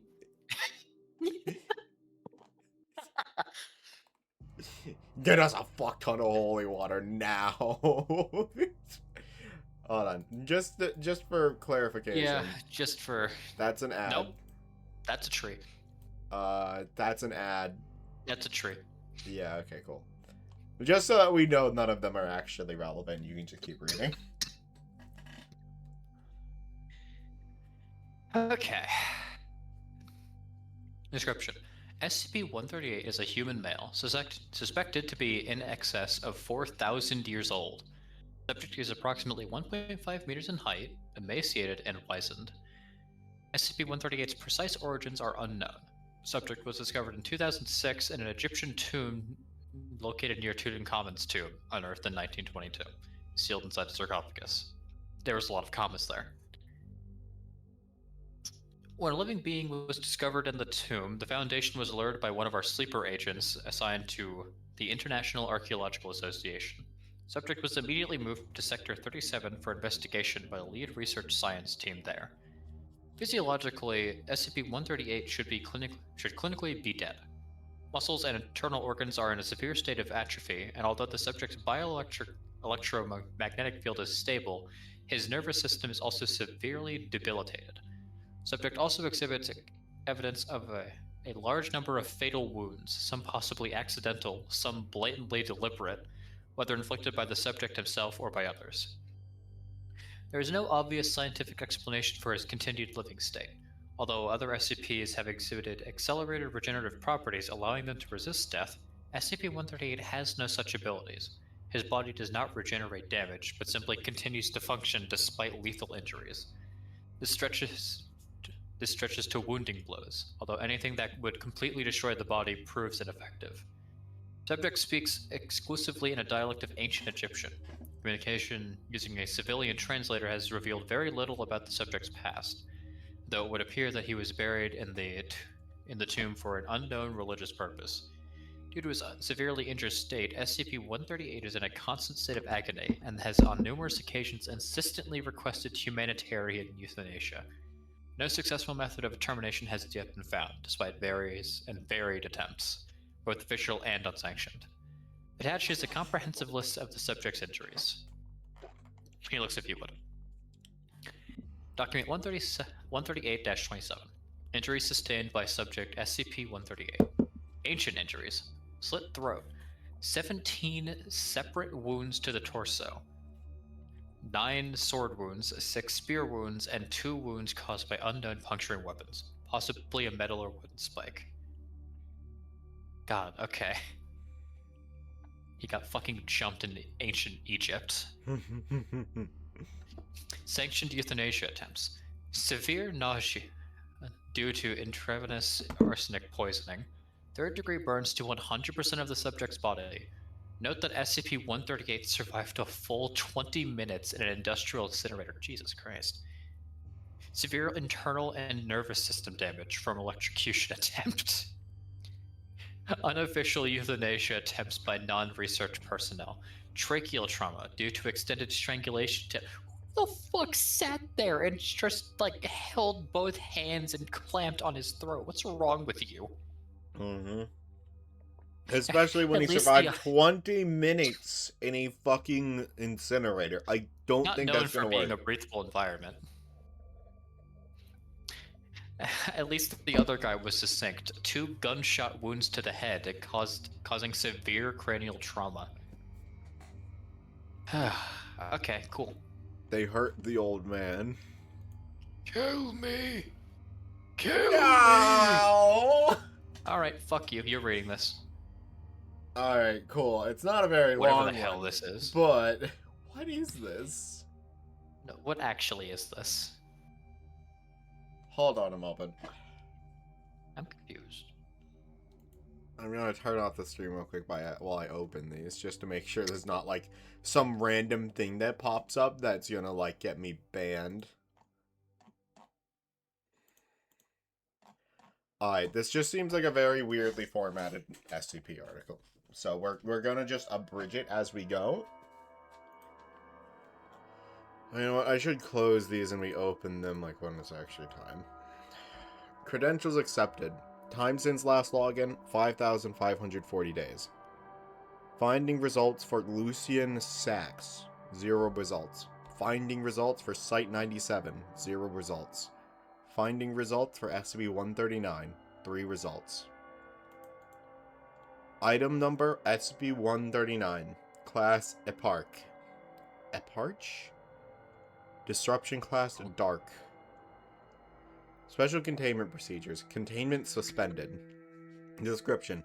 SCP-139 designates the disappearance of Lucian Sachs, formerly a Foundation-employed security specialist. Sachs had, until SCP-139's occurrence, acted as a consultant for Site-97 on the matter of esoteric reanimation methodology. SCP-139 is considered anomalous both due to a persistent info hazard encountered following its occurrence. See the construction timeline below. And due to a cutoff of information pertaining to SCP-139 after April 4th, 1978. Despite Site-97's best efforts, neither Sachs's past or present whereabouts nor the location of a cadaver have been uncovered. Sorry. Extra-dimensional travel is suspected but not confirmed. No primary suspects which could be responsible for SCP-139 have been identified, owing to the largely inconclusive results of investigative efforts. As such, SCP-139 is currently considered a cold case and is expected to continue indefinitely. Wow. Timeline of events. March 5th, 1978. Sachs clocks in at Site-97 and declines usual chatter with personnel at the front entrance. Z enters her office and does not... What? No, I'm just gonna say he and her, or he and his office. I'm not doing this right now, I'll be honest. I don't mean to be insensitive, but this... It's fine. What the fuck? I've never It's seen woke. It's woke HIR. stuff. Is it? It's woke I've stuff. never seen it. I've heard Z, but I thought it was a bit. I didn't think people actually did this. They entered their office. Fuck you. Yeah. And does not exit for the remainder of the workday. For a period of 12 hours, Sachs queries 42 SciNet entries pertaining to thaumaturgic workings, global ley line activity, and available research into weigh and knock techniques.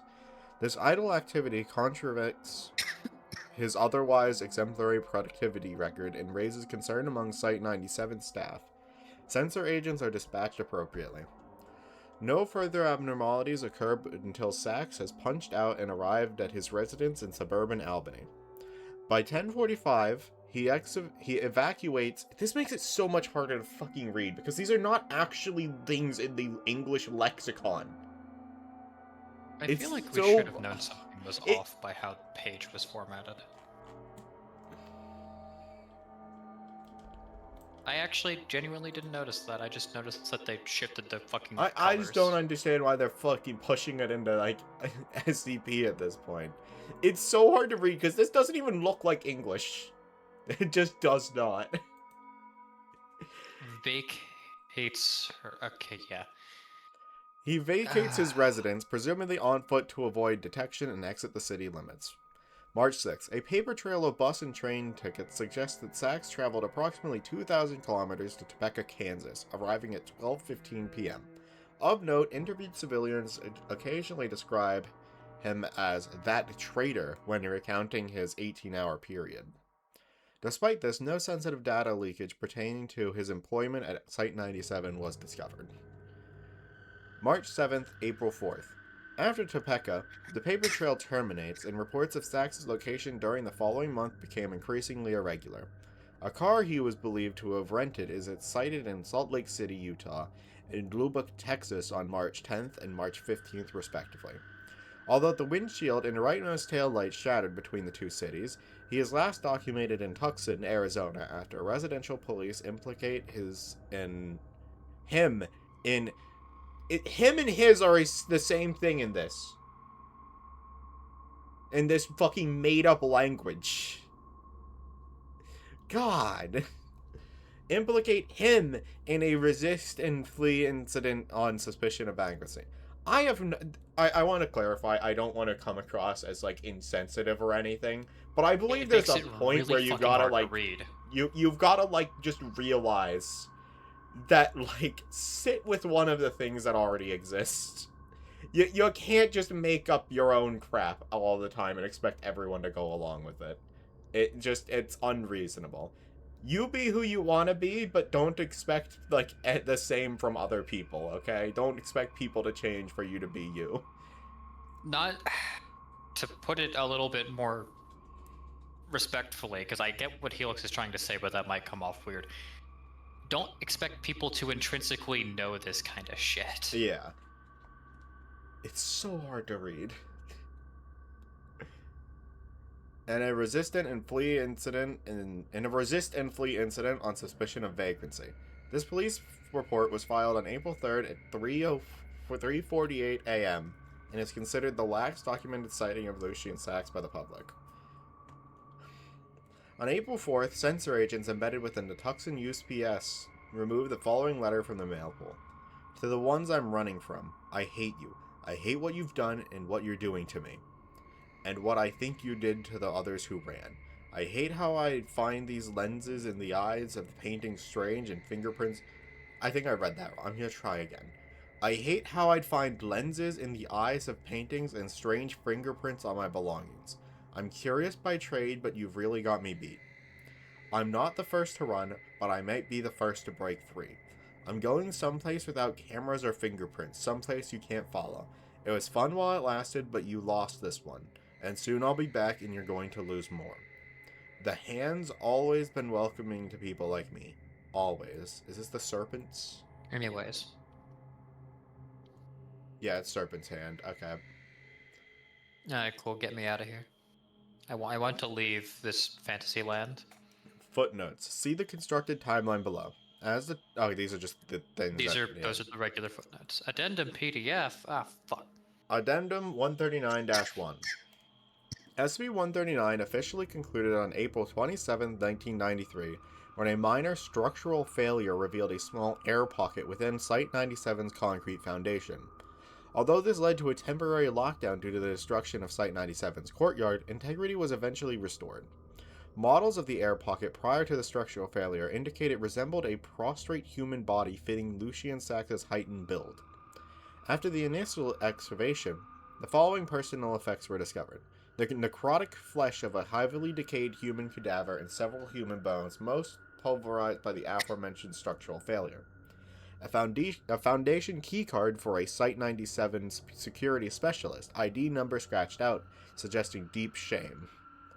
A forbidden thaumaturgic ritual to preserve its user's spirit after death. A map of ley line positionings in the contiguous United States, often referenced by enemies of the Foundation. A circle had been drawn around a nexus on the US-Mexico border near Tucson, Arizona. Sax's cause of death is believed to be terminal dehydration, following several days of entombment. During the investigation of this air pocket, Site-97 excavators punctured a secondary cutout hidden within the concrete. Due to the considerable strain that excavation would put on Site-97's foundation, this cutout has not been analyzed extensively. What can be determined, however, is that it contains a large number of partially decomposed human eyes, believed to exceed 1,000 in total. Ugh. So 500 people, if they all match. Perforations within the concrete would have allowed these eyes to observe their target on all sides until he expired. I don't know what they're Great. observing. I guess. Credentials. Cleared to view SB-139 containment procedures. PDF. Proceed. Archive containment procedures. SB-139, is that Omega? Yes. SB-139 Omega is presently being tracked, observed, and hounded by Site-97 deep cover personnel via unanimous 050.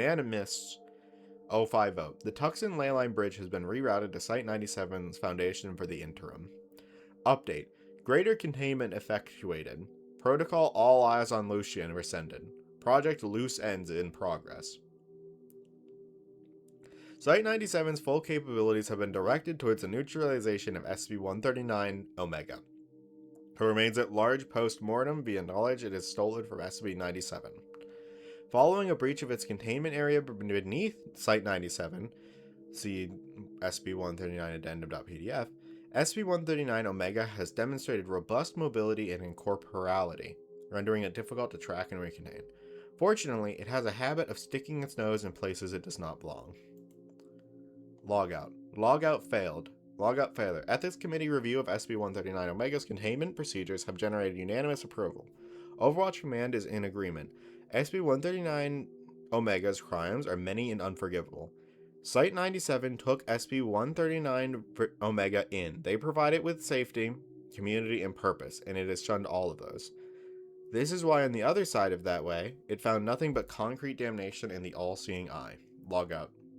Logout failed. Credentials have been invalid for 5,540 days. Logout failure. Death will not bring you a peaceful end as you may have hoped. Not when your hunters have torn at the veil for 15 years without your meddling and come away with weapons to kill only you. We're a bleeding edge R&D facility, first and foremost, and we've never taken kindly to traitors. Get out of your chair. Revoking credentials permanently. Employees forfeit their right to knowledge when they betray Site-97. Run. We see you, Lucian. I think it'd be a fine article if it weren't for how annoying it would be to read. Because of that one thing. It's whatever. The article is fine. This isn't real. This is fake. There's so many extra classes these days that we're gonna eventually start running secret into. Mean? It's all secret. That's the whole point. This is again disruptive. It's a clandestine organization. It's a secret society. We're ruining this entire operation. Holy shit! This is the Chronicle of the Devas. Oh shit. Oh my god, this one's long. Ah, piss. Have at it. Me? Yeah. I just read that other thing. Yeah, well, you get to wash your mouth of the they, them. If you don't want to, I can, but... God, it would be nice that... I've had 3 that are just kind of... Okay, no, I had the girl. The girl wasn't bad. She was... I actually liked it. It was a cute article. Yeah, the girl was cute. Any like, just, like, reasonable humanoid anomaly has a place in my heart. Hamster. Okay. God, yeah, give me just a moment before we do this. I'm gonna go grab a refill of my drink. Wait, did we start at 1:30 today? We're already to 1:40? God damn. Oh, shit. I mean, a lot of them have been short. Yeah, you've gotten like 5, maybe 6, because they're just like quarter-length articles. Yeah.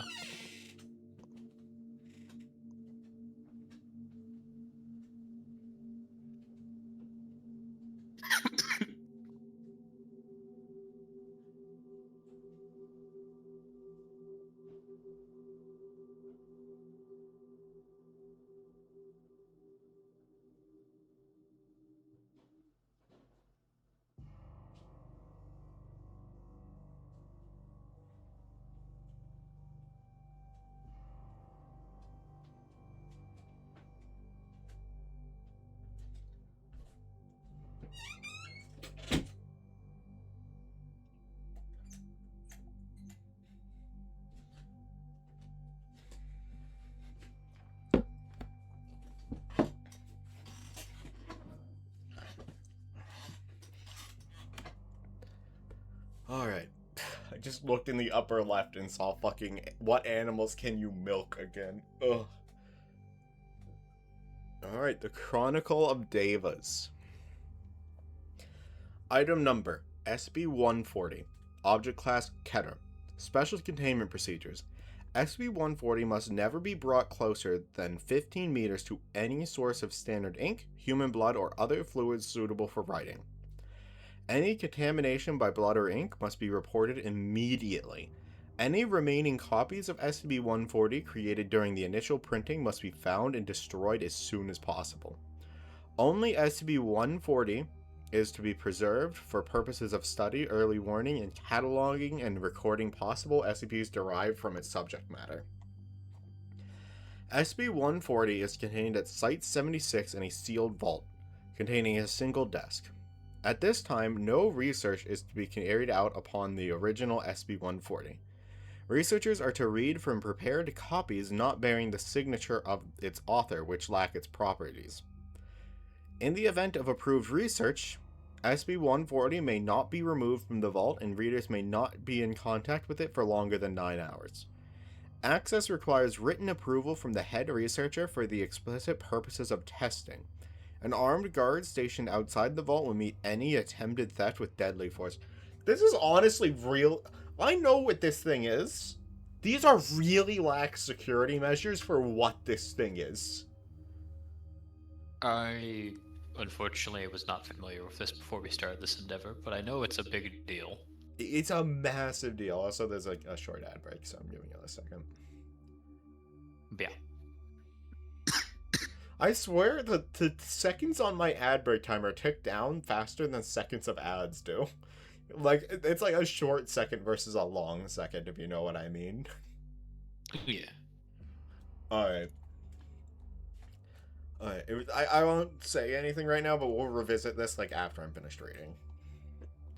Should any personnel begin displaying an obsession with SCP-140 or signs of possible memetic contamination, they are to be issued Class A amnestic, false memories implanted as necessary, and transferred to another project. Transferred personnel must be monitored for signs of relapse. Description: SCP-140 is a modern hard copy book with an unremarkable black binding and an unknown number of white pages. The book jacket is missing, but the title, A Chronicle of the Devas, is clearly legible. The inside cover is signed by the author, whose name is indecipherable. The text is copyrighted 19 redacted. Careful examination reveals there are far more pages between the bindings than could be contained within them. Readers admit to feelings of paranoia, unease, and occasional nausea while reading SCP-140, although this may be related to the subject material. Nonetheless, readers almost universally describe SCP-140 as fascinating and express continued interest despite its frequently unsettling content. 1 in 15 readers describe SCP-140 as having a faint odor of dried blood. SCP-140 is a detailed account of an ancient civilization originating in what is now south-central Siberia, identified as the Davites. Although, like all cultures, the Davites evolved and changed over time, they appear to have exhibited unusual continuity. Universal fixtures of the Davite culture in all periods, including militarism, conquest, ancestor worship, urban centers of ruling over large slave populations, gruesome human sacrifice, and the practice of apparently efficacious thaumaturgic rituals. A variety of relics and creatures produced by the Davite culture would be abnormal or dangerous enough, if the account is to be believed, to qualify for containment in their own right.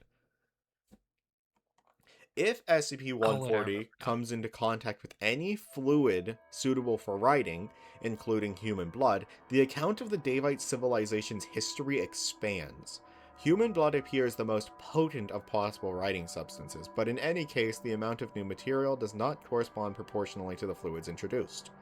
Although these new segments sometimes include new descriptions of rituals or cultural traits, or illustrations of previously covered material, they more frequently include new, more recent accounts of information chronicling the continued history of the Davite civilization or descriptions of new individuals and artifacts. Formally, decisive defeats become setbacks, new Parkinsons and events are inserted. Foundation archaeologists have discovered corresponding new artifacts and traces of the Davite civilization in applicable locations and strata, in some cases found in dig sites that had already been thoroughly explored. Although at times the Davites were a collection of city-states, they appear to have been consistently returned to imperialism under a theocratic aristocracy, the Deva, practitioners of cannibalism and thaumaturgy. Although initially Foundation researchers believed the Deva to have been a hereditary class recycling the names of noteworthy individuals, evidence in the events of Redacted now suggests that the Deva possessed preternatural longevity as a result of Redacted. Several researchers, notably Professor Redacted, have concluded the Deva were so divergent from modern humans as to be a separate subspecies, a conclusion supported by graphic representations within SCP-140 and Redacted. SCP-140 is remarkably detailed by the standards of a primary source, seeming closer to a biography than a historic text. It includes lurid descriptions of sacrificial rites, battlefield descriptions, daily life, and the life stories of various noteworthy individuals, including quotes and dates of birth. Over redacted distinct individuals have been identified, including the individual presently termed SCP-140-A, of which only redacted are accounted for by recorded deaths. Foundation archaeologists have discovered several sites containing ruins consistent with the supposed Davite culture in various locations across Siberia, northern Iran, and Mongolia. Artifacts and traces of intercultural conflict and contact have been discovered as far west as Carpathian Mountains, and as far east as northern Pakistan and China. These include SCP Redacted. Addendum 140-A. SCP-140 was originally found in the office of deceased historian Redacted. The previous owner was discovered in his office at Redacted University, having expired from self-inflicted lacerations on both wrists. There were no traces of Redacted's blood in the office. Redacted's colleagues claimed during their interviews they discovered a note in faded ink in Redacted's handwriting next to SCP-140. All witnesses were administered Class A amnesiacs and false memories implanted. Redacted's note read, "I have to know. I'm sorry." All text within 15 meters except several books relating to the history of the region were blank. The remaining books now included accounts of supposed interactions between the Davite civilization and the subject cultures and applicable discussions of Davite history and culture. These texts were confiscated. All printed forms and media were blank. All pens and printers and ink cartridges were empty. Addendum 140-B. Although SCP-140 was published during the 20th century, the tone of the book suggested it is a recounting of events, individuals, and practices experienced first-hand by SCP-140's unknown author. Foundation investigators have tracked SCP-140's publication to the Redacted printing house in a batch of redacted copies self-published by a wealthy individual hereby termed SCP-140-A.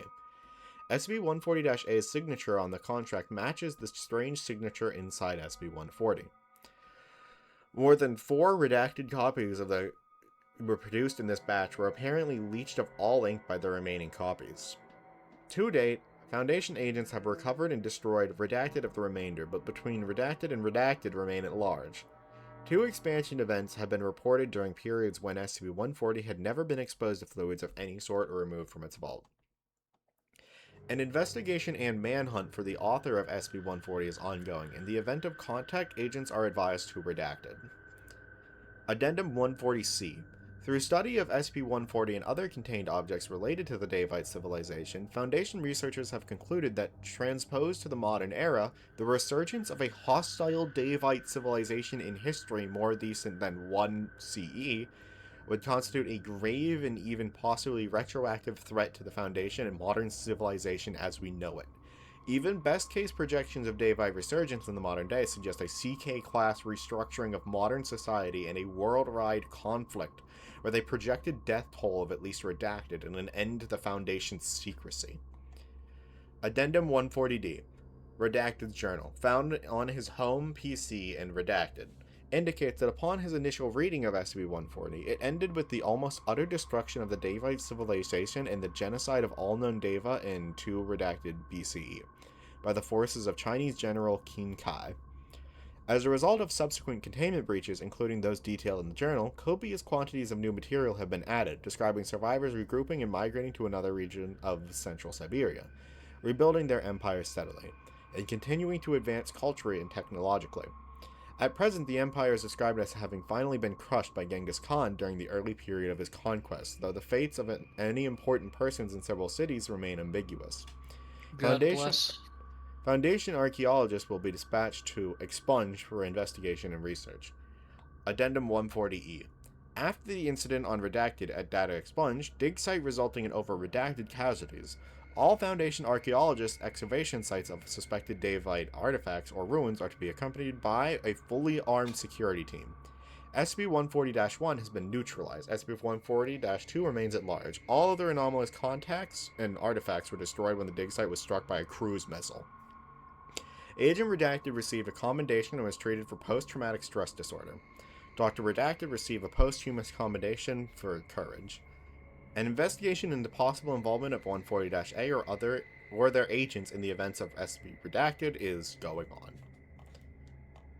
God, this is such a good article. Shoutouts to Khan, he a real one for that. Yeah. So, to sum up, the book is the history of a certain, race of people with, potent magical abilities. But and the by more implication, material gets... it is factual and everlasting, or ever-going. Factual, this is their history. This is all of the ruins, everything, that they were. And the more material that gets added to it, it expands further and further in the future.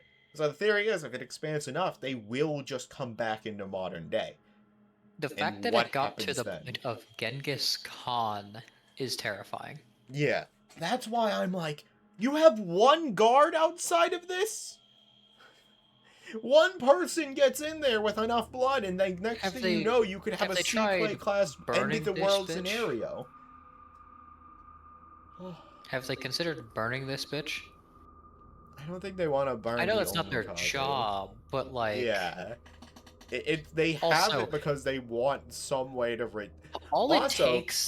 another thing. All it takes is one large enough gaggle of GOC cultists to run in there and start pouring buckets of whatever onto it. Yeah. I can think of a reason why they wouldn't want to get rid of this. There are supposedly other copies that when those are entered in, this book also expands. They all expand kind of at the same time. So they wouldn't know about an expansion if they didn't have an anomalous copy. Yeah, I guess that makes sense. Okay. Yeah. I thought it was initially going to be a thing of, oh, this shit will just pass on to some other book out in the world. No, that's actually worse. Yeah. So, that's terrifying, but they have this so they know when something happens that, something's going down. Which, this is really good. There's a lot of other SCPs in the future that mention Devas, and I think it's, a very solid, thing. Yeah. I mean, it's a very good Keter class to invoke if it's, actually related to what you're doing. This one was fun to read, by the way. Yeah. Yeah, I just kind of started going with it. Huh. God, I love the Devas. I mean, fuck the Devas, they're awful people, but... Nonsense. They know how to actually do thaumaturgy. Yeah. Also a history baked in blood and slavery, but... Who isn't? I mean, really, whose civilization isn't? Alright. Item number SCP-141, Object Class Safe. Special Containment Procedures. When not in use, SCP-141 is to be stored inside a locked safe in Site-76. Access to the safe requires security level clearance 3 or higher and written approval to use SCP-141. By who? No When clue. SCP-141 is in use, either for implementation in accordance with Foundation goals or for research purposes, it is to be kept within the possession of the assigned researcher at all times. Failure to account for SCP-141 will result in a severe reprimand. While SCP-141's danger to the Foundation appears limited, it could still be a tempting target for certain subversive groups or opportunistic users. For this reason, SCP-141 is to be checked out for no more than 1 week at a time. Description: SCP-141 is a small leather-bound codex dating back to Roman times, easily carried in one hand. Despite its great age, it never acquires any additional signs of wear and tear beyond a somewhat aged-looking cover. Its thin papyrus pages are always crisp, and so far have proven difficult to tear from the codex binding. All attempts at radiocarbon dating have failed. The judgment of SCP-141 as being Roman in origin was initially based upon its appearance, but later confirmed through extensive research using SCP-141 corroborated by historical records. The title is apparently Codex Damnatio. Ooh! Based upon this text on its spine. I don't know what that means. Damnatio is like something that is not necessarily exiled, but okay, so like if you were to deem someone in Roman times as a Damnatio Memoriae, the very memory of them could be considered a crime. That person is reviled in that society. Oh, okay. Yeah, that's actually really cool. Okay. If this is going where I think it might be. SCP-141's pages are written in Roman Republic era Latin. What? Please stop. You never expected. Yes, the Spanish Inquisition. I know. I saw it too. I also see the Catholic Church. Anyways. Oh no, it's the Catholic Church. Oh no, it's the Catholic Church. It is a detailed description of notes and summations for a wide range of legal trials. This first half contains a series of historical trials from throughout history. The earliest trial appears to be from the prescriptions of the late Roman Republic, while the most recent case is the Redacted, taking place in 2000. Oh, wow, okay. Shit. Each case summary is extensive, with precise witness quotations, exact physical descriptions of evidence and their importance to the case, and so on. The Codex actually contains far more legal cases than its 150 pages could possibly allow. A reader must make a detailed reference to a range or specific case to discover if it is listed inside. If it is, the pages will transform into those relating to the specified case. This requires specific mentions of historical context surrounding the cases.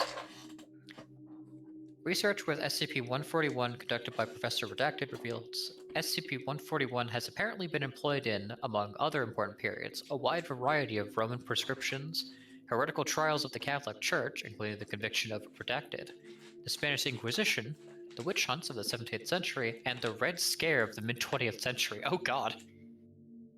Damn it, McCarthy. The latter half of the book is blank, and can be written in with any pen with black ink. A user of SCP-141 must provide detailed information about a criminal proceeding, including victim, evidence, witness statements, and suspects, and they must do so in Republic-era Latin. Fair enough. Later readings of the book will reveal these new cases in the first half of the book, written in the same handwriting as the rest, a very precise, careful hand. When this information is provided to SCP-141, the particulars of the case described in SCP-141 appear to become true in regards to memory and evidence surrounding the case. Witnesses' memories and testimonies will correspond to the information written in SCP-141. Falsified evidence springs into existence in accordance with its description, usually appearing in the court record or the crime scene where it can easily be discovered. This has included murder weapons, suspicious traces to the subject such as fluids or fingerprints, stolen items, or incriminating documents. SCP-141 appears to be able to cause criminal activities that would not have taken place, although this requires even more precise wording and descriptions of the particulars. The guilty party specified by SCP-141 may have a false memory implanted that corresponds with SCP-141's account of events, although this requires a clever description of the desired scenario. I need to take a breath. Fuck. Yeah, This could you give is me a actually summary? riveting stuff. I kind of got lost in the legal mumbo jumbo for a moment. Okay, where did you get lost at? Could you just give me a summary of what the item is doing? Okay, it's actually very similar to the Book of Devas, except for criminal proceedings. It will Okay. overwrite anything that is written in there about a actual case, if it existed, or even something that's already happened. So if you were to go back to, like, when was the first thing I went to, Nuremberg? Some other really famous trial, and if you wanted to correct the record, as long as you can give a precise enough description of your version of events, that would become true. Oh, okay. And then the world just So shifts it's as not if it was. quite as, yeah, false memories are implanted into anyone related to it, and all that fun jazz. All right, cool. That's good enough. It's not quite as terrifying as the Book of Devas, but still, ooh. Yeah. Wait a minute. Hitler wasn't actually in the wrong. The guilty party specified by SCP-141 may have a false memory implanted that corresponds with SCP-141's account of events, although this result requires a clever description of the desired scenario. These memories do not overwrite the original ones, but they do seem quite nearly as real. He looked if you would. Yeah. Care must be taken by all users to ensure as many loopholes are as closed as possible. SCP-141's falsifications will stand up to all but the most critical of examinations, but it will only produce precisely the memories and evidence written inside it. While it appears to prejudice the court against the guilty party, this is not foolproof. Nonetheless, successfully employed, SCP-141 is an almost surefire conviction. Even in the event of exoneration, guilty subjects will often still be ostracized and viewed as guilty by influenced witnesses and law enforcement personnel, who may in some cases redacted. Addendum SCP-141-A. Tests are ongoing to determine if SCP-141 is capable of exonerating an innocent man wrongly convicted, or if changing the results during the trial has any measurable effect. Approval to employ SCP-141 in a test case is pending. Addendum SCP-141-B.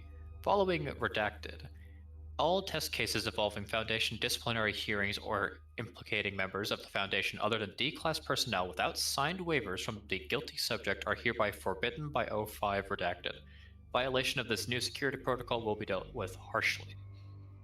That's fair, because like one of the major procedures for D-class personnel is were they convicted of a crime. So messing around with a thing that messes around with convictions. Scroll back up. What was the name of this? One moment. I want to talk about this here. Yeah, sorry. It would be kind of hard to test that with D-class as they've already been through trials, so it's kind of tough to necessarily just fake a trial, but like, does it care about fake trials, or is it only legal trials? Also, we have to go here to see what its name is. No. I mean, like, the internal, like, in the document, what was it called again? Codex Damnatio. Okay. God damn, that is... It's probably just called that in this then, too. Yeah, I don't care what its actual quote-unquote designation is on the SCP page. Yeah, it is. Okay, good. No, bad. This is the next one. Yeah, fair enough. I thought we were going to start reading the names that were on the list next. Yeah, no. Alright. Ridge, do you want one?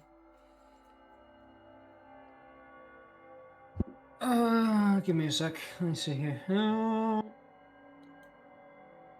like to imagine he's quickly skimming it and seeing if it passes his stink test or not. I'm so glad stink tests entered your vocabulary, by the way. I liked it. It was funny. I see here. Oh. Okay. SCP-142, Object Class Safe, Special Containment Procedures. 142 is to be kept locked in accessible room with the following. 1. Table with surface area no smaller than 75 by 75 centimeters. 1. Stool of adjustable height. 1. wall clock, electric, to be kept visible and running at all times when 142 is in use. Access to 142 is permitted only with express written consent of Dr. Light or other level 4 personnel. Staff assigned to 142 must not have any personal or family history of compulsive gambling, nor gambling addiction. Staff assigned to 142 are not to make any physical contact with the device under any circumstances. Perfect that you're the one reading this. Glad I could be of service. Description: 142 closely resembles a 1940s Black Beauty slot machine as produced by the Mill Corporation during that era. The only observed irregularity is the external construction of 142 is found in the coin slot of the device, which has been modified to accept any item that will fit in a cylindrical space 5 centimeters in length and 2.45 centimeters in diameter.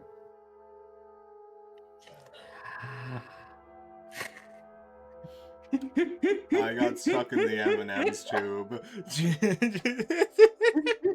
How do I get a cylindrical object out of M&M tube? It is imperative that the cylinder remain unharmed. Good, you understand.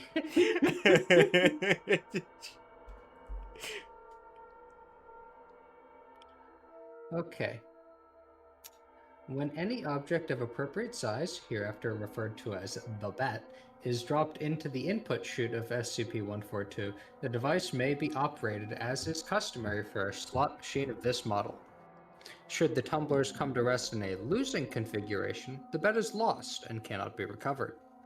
However, in the event that the tumblers come to rest in a winning configuration, between 2 and 200 indistinguishably identical copies of the bet are dispensed from the output chute of the machine.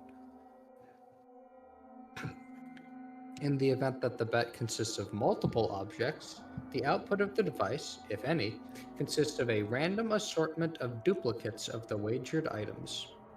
Test data reveals the median payout from winning configurations to be 10 items, regardless of the number of items inserted. I like this so far.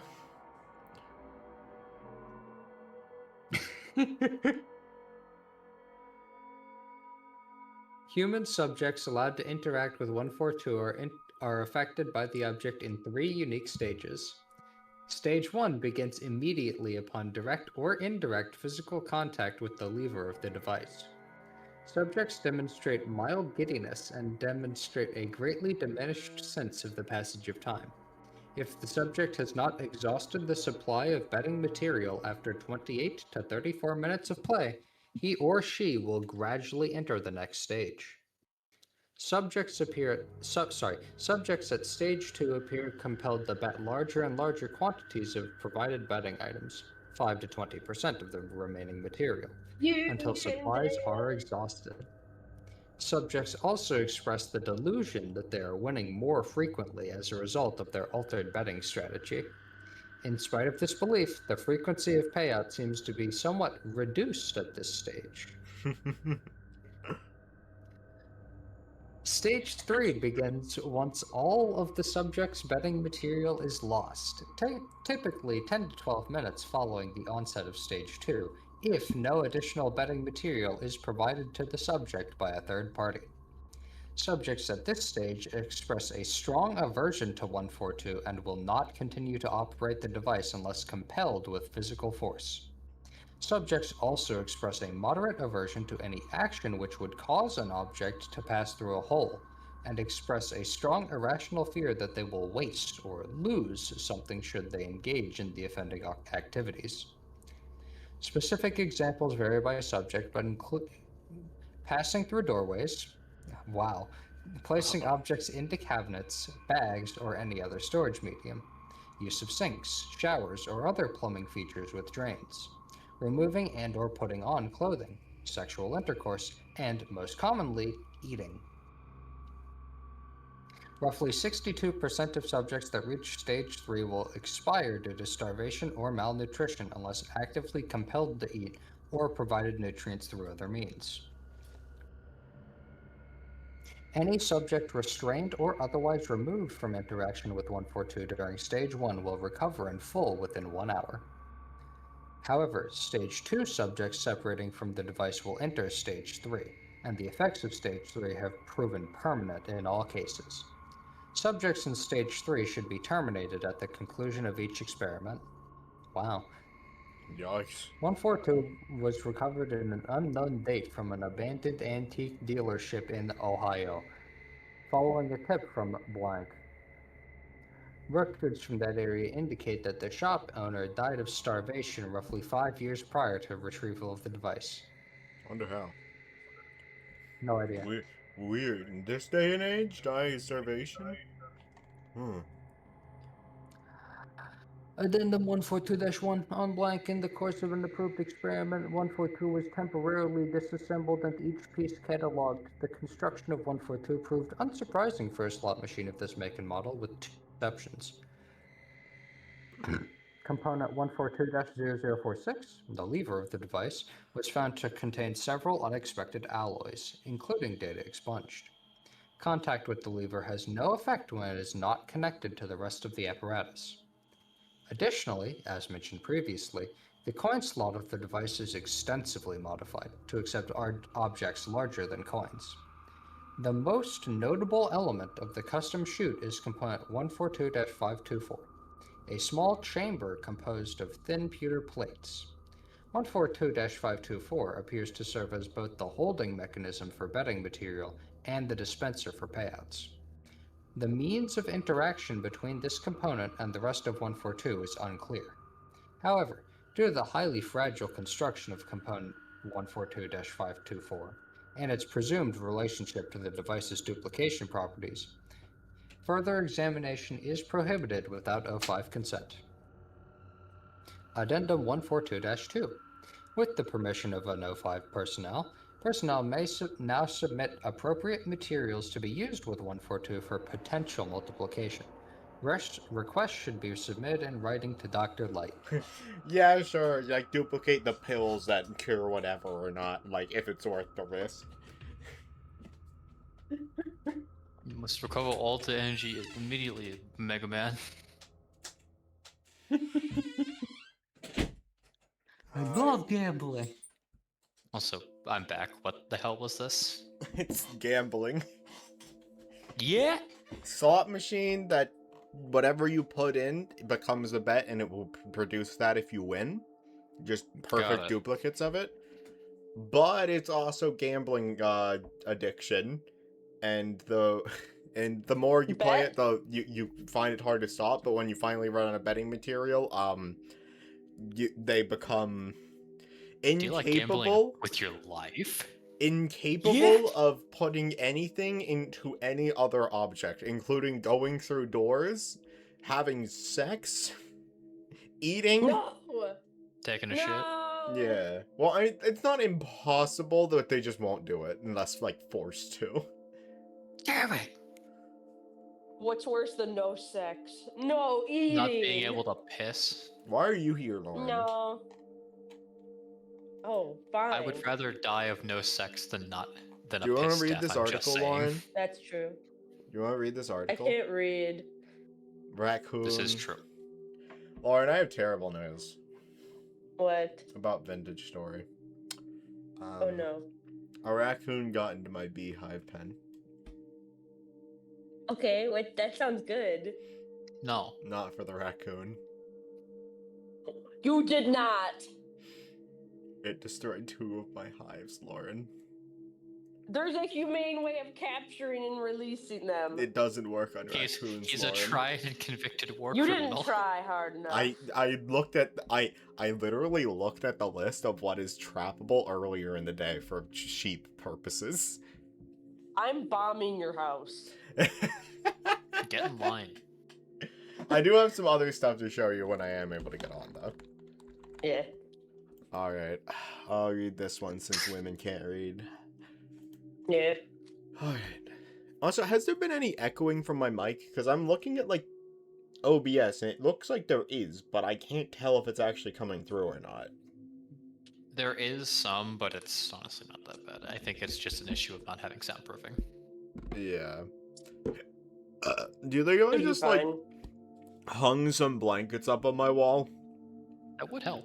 that would work? Yeah, actually, yeah. I'll have to think about that. What the Or fuck? or a curtain.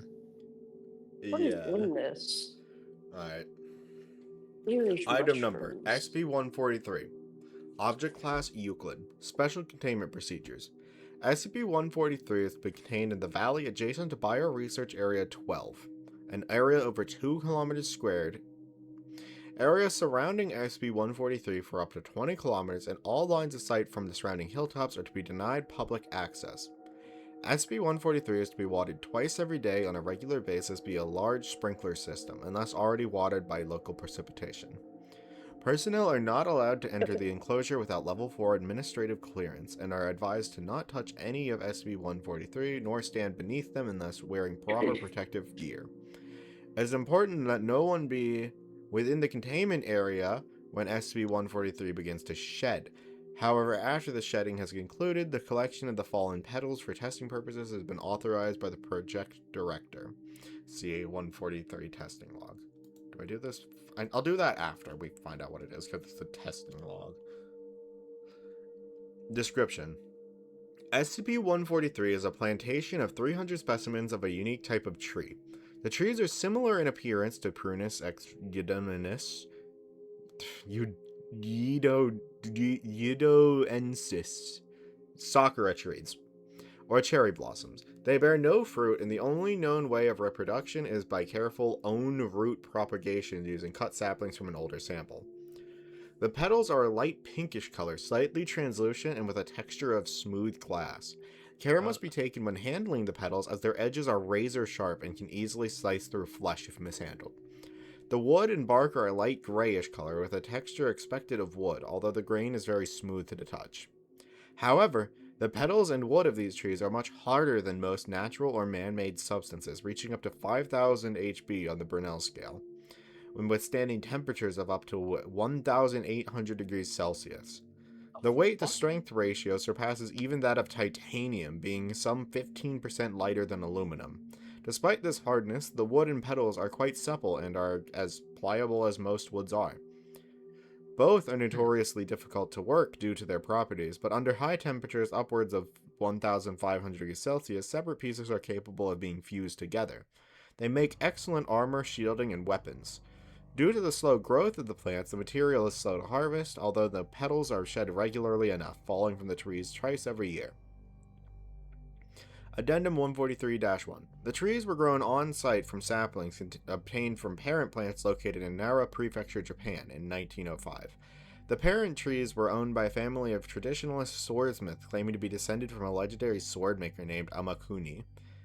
They referred to the original trees as Jinki no Kadachi, or the Bladewood Grove. It is from them that the Foundation gained the techniques to cut and work the wood and petals into serviceable items. The original trees are still in Japan, owned by the government, and still tended to by the same family. However, the government has denied all existence of the trees, and any products made from them are kept within the country. Document 143-A. We lost 3 staff to 143 today. They were collecting petals dropped by the trees the previous day when a sudden gust picked up, shaking a good deal of the petals from the trees and blowing them around. Stayed that windy for the whole day. I'd send a cleanup crew, but it's still pretty windy and the odd petal is still falling. We'll have to pick up the remains when the wind dies down in a couple days. Yikes. Terrifying, but also really cool. Yeah, I really like this one. Oh, this is different. Okay, but it is relevant to 143, so it is readable. Oh my god! Alright, we'll read a few of them, and if they end up being bullshit, then we won't. But I am giving this the read. Okay. SCP-143 testing log. Notes: the following tests were conducted shortly after the second bi-yearly shedding of petals produced by SCP-143 occurred. Log format: item, procedure, results, notes. Item: SCP number 457. Procedure: petals taken from SCP-143 were introduced to SCP-457 to test their heat resistance against heat sources of anomalous origins. The use of gasoline to act as an accelerant was authorized during this test. Results: SCP-457 maintained an average temperature of 870 degrees Celsius without the use of an accelerant. At this temperature, SCP-143 showed no signs of igniting. Gasoline was provided to SCP-457 at a rate of 2 liters per minute to increase its core temperature. At 1,500 degrees, the petals became red hot and were determined to be pliable. Gasoline continued to be provided to SCP-457 until its core temperature reached 1,800 degrees Celsius, at which time SCP-143 began to display signs of igniting. At 1,850 degrees Celsius, SCP-143 ignited and fused together. The sprinkler system connected to SCP-457's containment chamber was then activated. Oh, Jesus, fuck. Oh, sorry. I forgot Otis was in my room, and he was sitting in the window, and a car just went by, and I just saw him running from the window to the other side of my bed, and it just looked like something was coming out of the dark at me. Holy fuck. Read sure. Hell yeah, Otis. He got me so bad. Good job, Otis. And Junior's gotten used to it to the point where a car goes by, he doesn't even fucking blink. Otis is still scared whenever anyone's outside.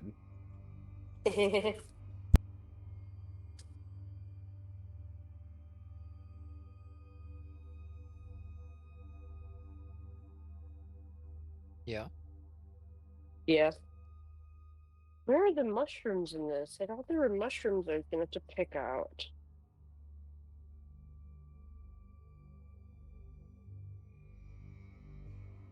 Sorry, I was just talking to my sister through the window. She just got home. I so Oh, she scared was her. the car. Yeah. It's you. You're the car. Alright. Give me a moment No. before I read the next one.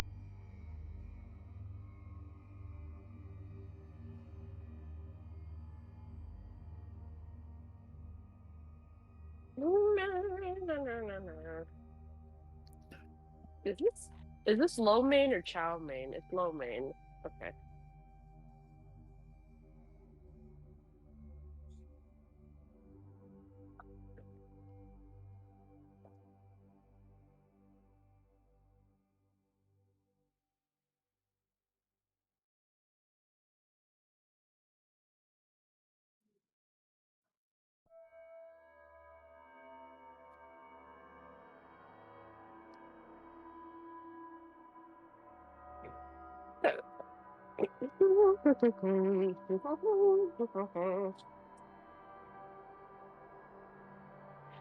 La la la. Toady pop. Ugh.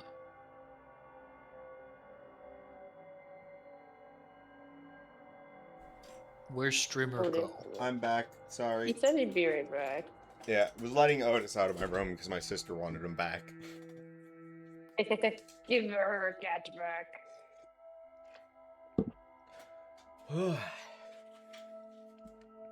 Alright, item. SCP-890. Procedure. SCP-890 was provided with a set of handcrafted scalpels produced with the petals taken from SCP-143. Ugh. One moment. No.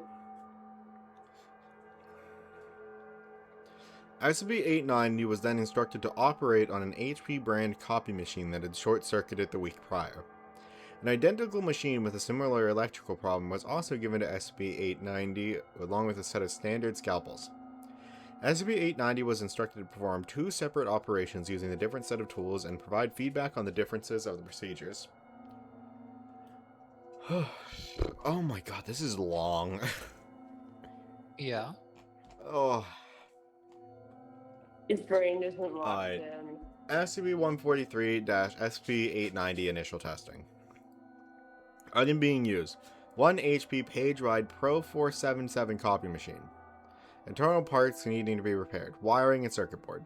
Tools being utilized. Scalpels produced using SCP-143. Procedure start time. 6 o'clock. Initial procedure.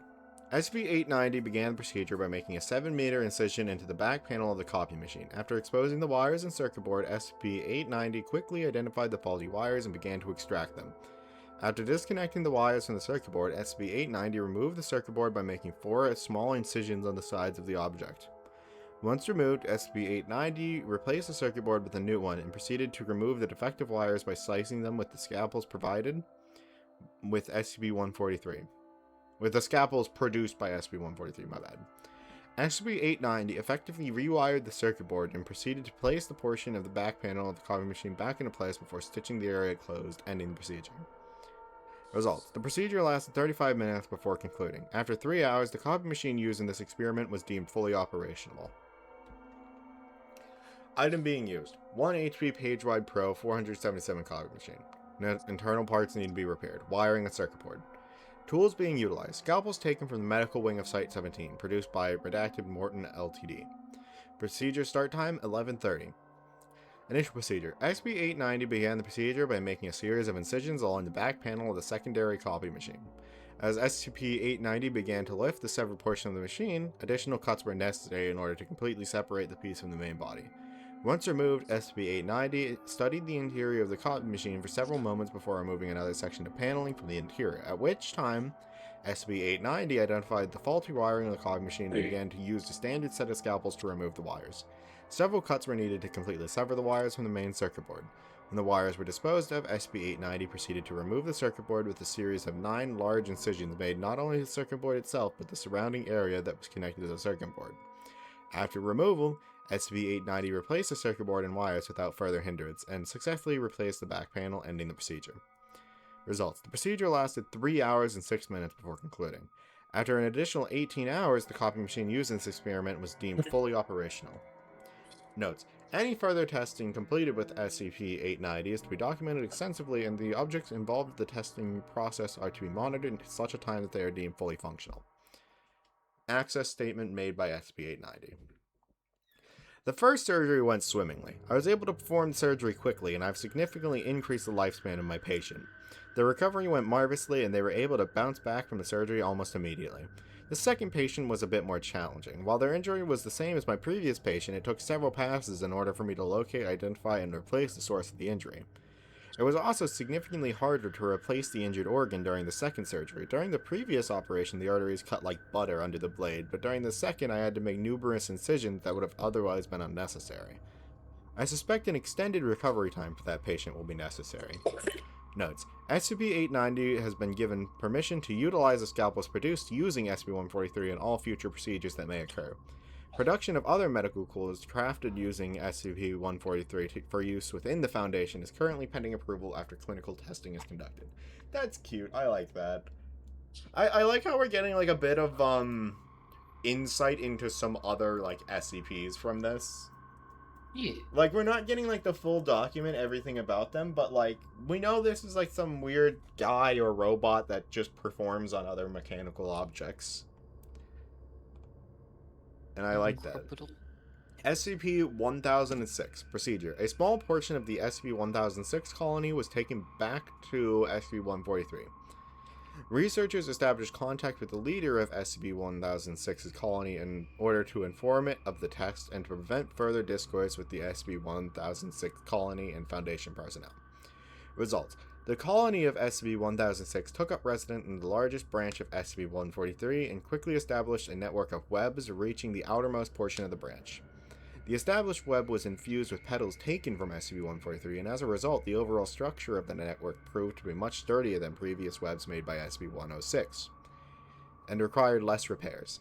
The number of insects that were captured in the web remained steady and proved to be sufficient to maintain the members of SCP-106 colony. During the duration of the text, the SCP-1006 colony began to weave sheets of web using SCP-143. The colony was then presented with a bottle of black ink. The larger sheets of web produced by SCP-106, or 1006, I keep mixing it up, contained spaces in the webbing that were in the form of letters taken from the English alphabet. The smaller blank sheets of web that SCP-1006 had produced were then placed underneath the larger sheets. The SCP-1006 colony then began work in unison to apply the black ink to the web. This was done by tipping the bottle of ink over, and also by members of SCP-1006 colony coating their bodies in ink and applying it in the spaces formed in the larger sheets of webbing. Once completed, the process was continued until 12 exact copies of SCP-1006 correspondence were made. The contents of the letters all called for the dismantlement of Western society and capitalist governments when offered white poster board in place of the sheets created with the web infused with SB-143. The SB-1006 colony refused to use the poster board and continued to utilize this new method of communication. Notes: after testing concluded, the small colony in SB-143 was taken back to the main SCP-1006 colony, and petals from SCP-143 were provided to SCP-1006 for use within its web and for further communication purposes. What? What, they're communist spiders, I guess? Not the craziest thing. Are you playing ominous music in No. the background? No.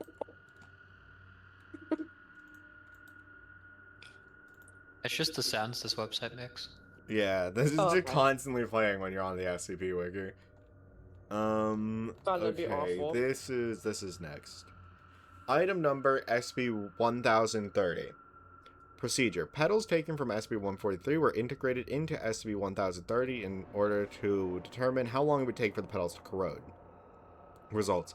SCP-130 exhibited signs of obvious discomfort 8 hours after initial ingration Indigo. with SCP-143. At this time, SCP-130 began to slam its hands, which were composed of various pieces of scrap metal at the time of testing, onto the walls of its containment chamber. SCP-1030 was then presented with a pile of assorted scrap metal and wires, and SCP-143 was ejected from SCP-1030. SCP-143's shape had not changed, though each individual petal bore the mark of SCP-1030, and displayed obvious signs of wear. The sharp edge on each individual petal was also noted to be significantly duller after its expulsion from SCP-1030. No other additional changes were initially present. SCP-143 became animate 30 minutes after being expelled from SCP-1030, at which time the petals from SCP-143 began to move on their own volition to take the form of a small cyclone, rotating at a speed of 5 km per hour.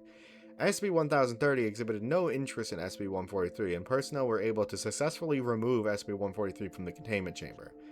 The petals used in this experiment were placed in a low-value item locker at the site of original testing. 2 days after being stored, the petals ceased rotation and have since become inanimate. Since 1030 has not expressed any knowledge of this change. Notes: standard metalloids presented to SCP-1030 for self-repair were typically ejected after a period of time ranging between 30 minutes and 3 hours, at which time the metalloids would either be highly corroded or almost entirely dissolved. Due to the prolonged period of time that SCP-143 was able to be integrated into SCP-1030 and the limited amount of corrosion that appeared on SCP-143 after being ejected, a request to use SCP-143 as a more efficient source of self-repair material for SCP-1030 has been approved. Oh my god, dude. Oh, Yeah. it's long. Oh, his god.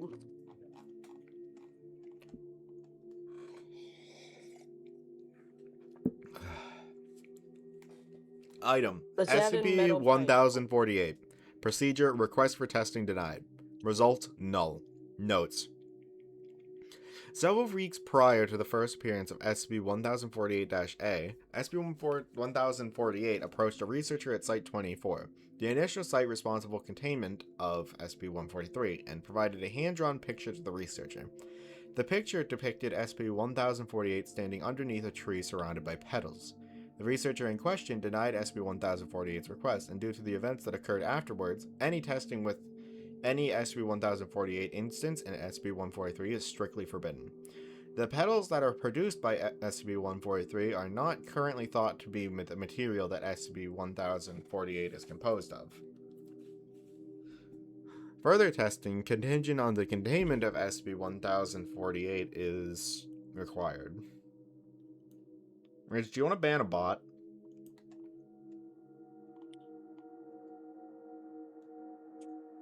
I'll get it. Did he? He died. Ew, mushroom. Moore, do you want to take over a few for me? I guess. It's just long. Okay, we're at the topmost one currently? This one, yeah. Alright. One sec. He leaves. Thank you, Reg. Very cool. Item SCP-1100. Procedure. SCP-143 was introduced to the aerosol produced by SCP-1100. The test was conducted in a controlled setting at Biocontainment Site 71. Result. 30 seconds after initial exposure had occurred, automated testing of the petals revealed that their hardness as well as sharpness had increased, reaching 6,500 HB on the Brinell scale. An automated toxology test was then conducted on SCP-143 and revealed that the toxicity levels of the petals had surpassed any substance currently known. When exposed to the living tissue of a Suiscrofa domesticus, if you would, Helix. Eh. Domesticated pig, got it.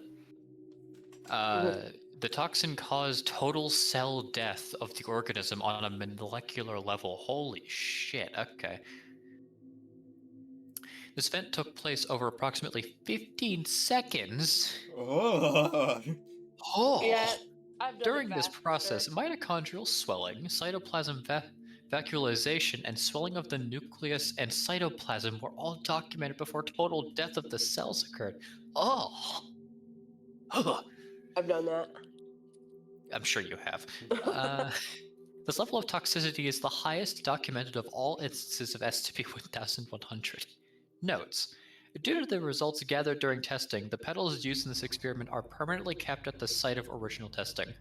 No further testing with SCP-143 and SCP-1100 is to be conducted. I'm imagining fair it like, enough, you know, in God. Skyrim where you make a really fucking overpowered weapon that one-shots anything and it's like a fork. I'm imagining it like that. Just gotta like poke something with it and it just fucking falls over. Yeah. Yep. Alright. SCP-2467. Procedure. A 7-meter-long fiberglass boat carrying 15 kilograms of SCP-143 was launched from the SCPS Sunderland, unmanned and remotely by personnel aboard the main ship. Upon entering the 5-kilometer radius of SCP-2467, heavy rain began to fall and wind speeds reaching 40 kilometers an hour were documented. Waves measuring 4 meters high pushed the boat carrying SCP-143 until SCP-2467 was in sight and the crew of 2467 was able to attach a line to the smaller vessel. After using the crane on SCP-2467 to raise the smaller vessel, the ship's crew hoisted the cargo crates carrying 143 onto the deck of the ship and began to use 143 to reinforce the hull of 2467.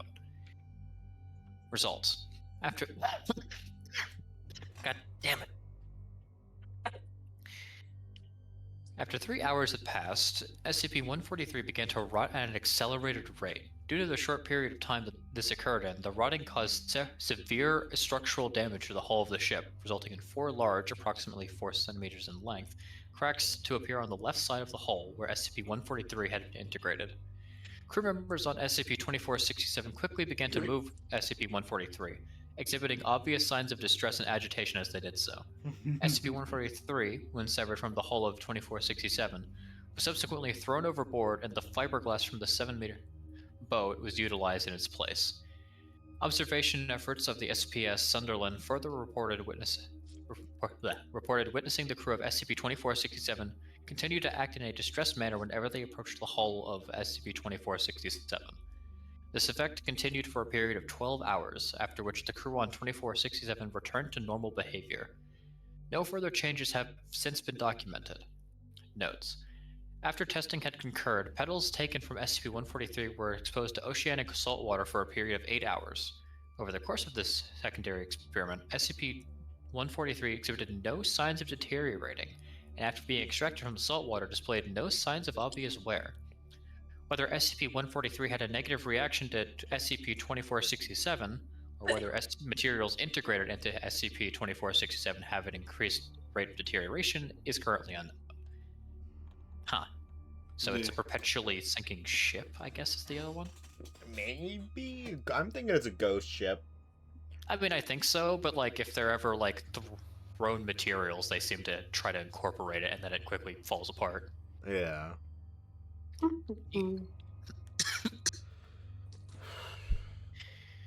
Oh dear God. Okay. Item SCP-7539. Procedure 1. Bark taken from SCP-143 was used to create a 3-meter-long replica of a school bus. Okay. Afterward, the item was presented to the SCP-7539 colony. Results. The SCP-7539 colony did not acknowledge SCP-143. Attempts made by Foundation personnel to change this result were unsuccessful. SCP-143 was successfully removed from SCP-7539's containment chamber without incident. Procedure 2. The replica bus produced using SCP-143 was covered in silver paint before being presented to the SCP-7539 colony. Okay. Results. The colony immediately took notice of SCP-143, and the largest of the SCP-70 of the SCP instances approached SCP-143. Jesus Christ! I'm gonna have a Yeah. stroke. The instance proceeded to attempt to ingest SCP-143 by raising the replica underneath its hood before the seam closed once more. After 30 seconds, the instance expelled SCP-143 whole and still intact. No visible damage to SCP-143 was documented. Additional instances of SCP-7539 attempting to ingest SCP-143. However, the results were unchanged. SCP-143 was successfully removed from the containment chamber after steel was provided to the SCP-7539 colony. Instances that attempted to digest SCP-143 produced 20% more waste product in the following 24 hours than usual. Metals that were typically able to be digested by 7539 were expelled from its body, an action atypical of SCP-7539. The expelled materials were partially digested, but in all instances retained at least 30% of their original mass. Over the next 24 hours, the affected instances refused to eat and became increasingly sluggish, only moving when prompted to by other instances. At this time, the affected instances were individually quarantined, and SCP-890 was granted authorization to examine the instances. 890 examined 3 instances and determined that the hatch on the bottom of the instance had malfunctioned due to heavy damage sustained to the mechanisms that operate the hatch, causing it to fall open periodically. SCP-890 was given access to replace parts for the instances and successfully replaced both the hinges and springs that were damaged during testing. Okay, so they're like dead-ass just robots. Cool. Fantastic. I thought they were cars. Like roaming around Thought they were. like bison I'm just or gonna something is mentally what I insert that they're imagine it Chibi as. Robo. Anyways. I thought that they Oh, were. it said something instances. about like the hood being lifted. Yeah, underneath its hood before the seam closed once more. Or no, Could be that a could robot mean wearing a like hoodie. it's wearing like a. I don't fucking Yeah, that's know. what I assumed. I don't know. I don't know what I'm listening to. SCP do not. SCP-890 then proceeded to examine the additional 4 instances of SCP-7539 that had come into direct contact with SCP-143.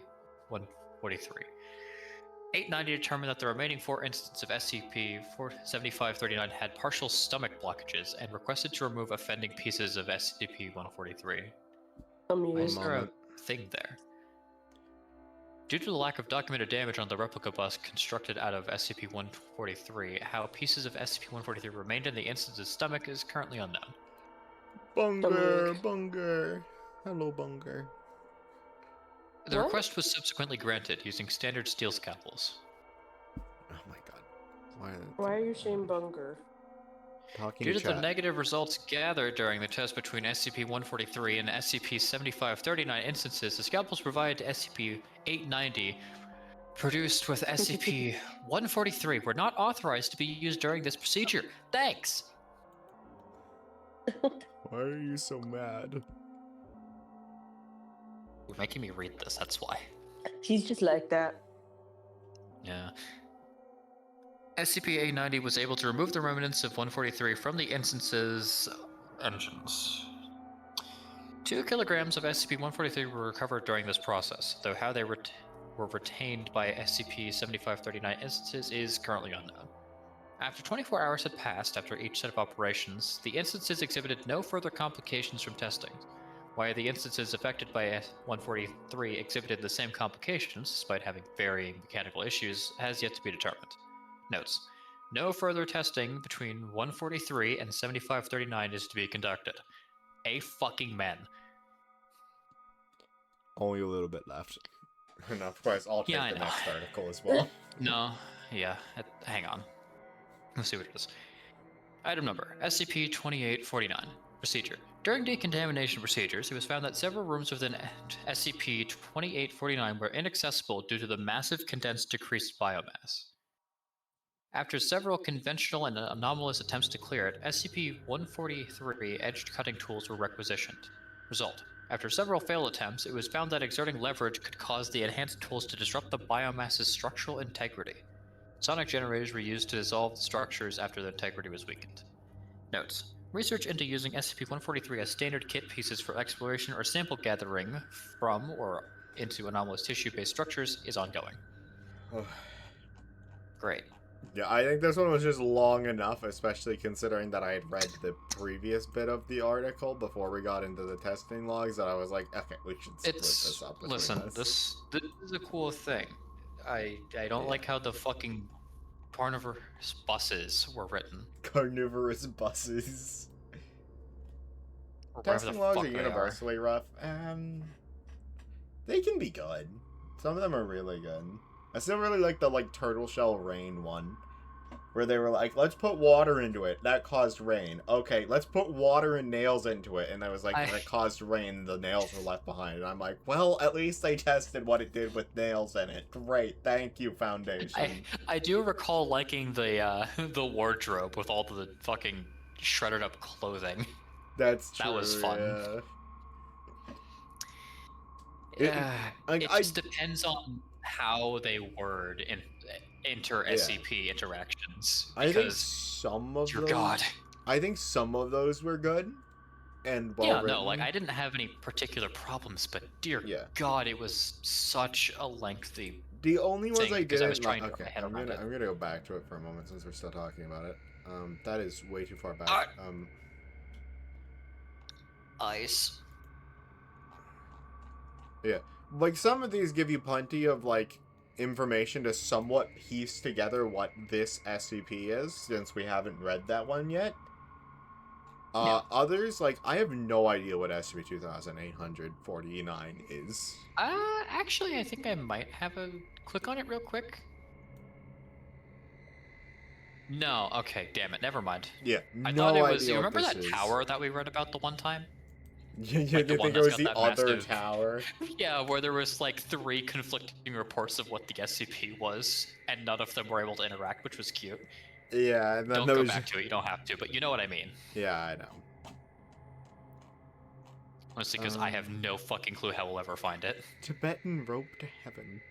Okay. Now that I look at it. I don't want to download that. Why is that what happens? It's yours now. What? I just click on the image and it just straight downloads it into my. Why? I don't want that. Wait. It's so you can steal the image of 096 to throw at people. I guess I have that now.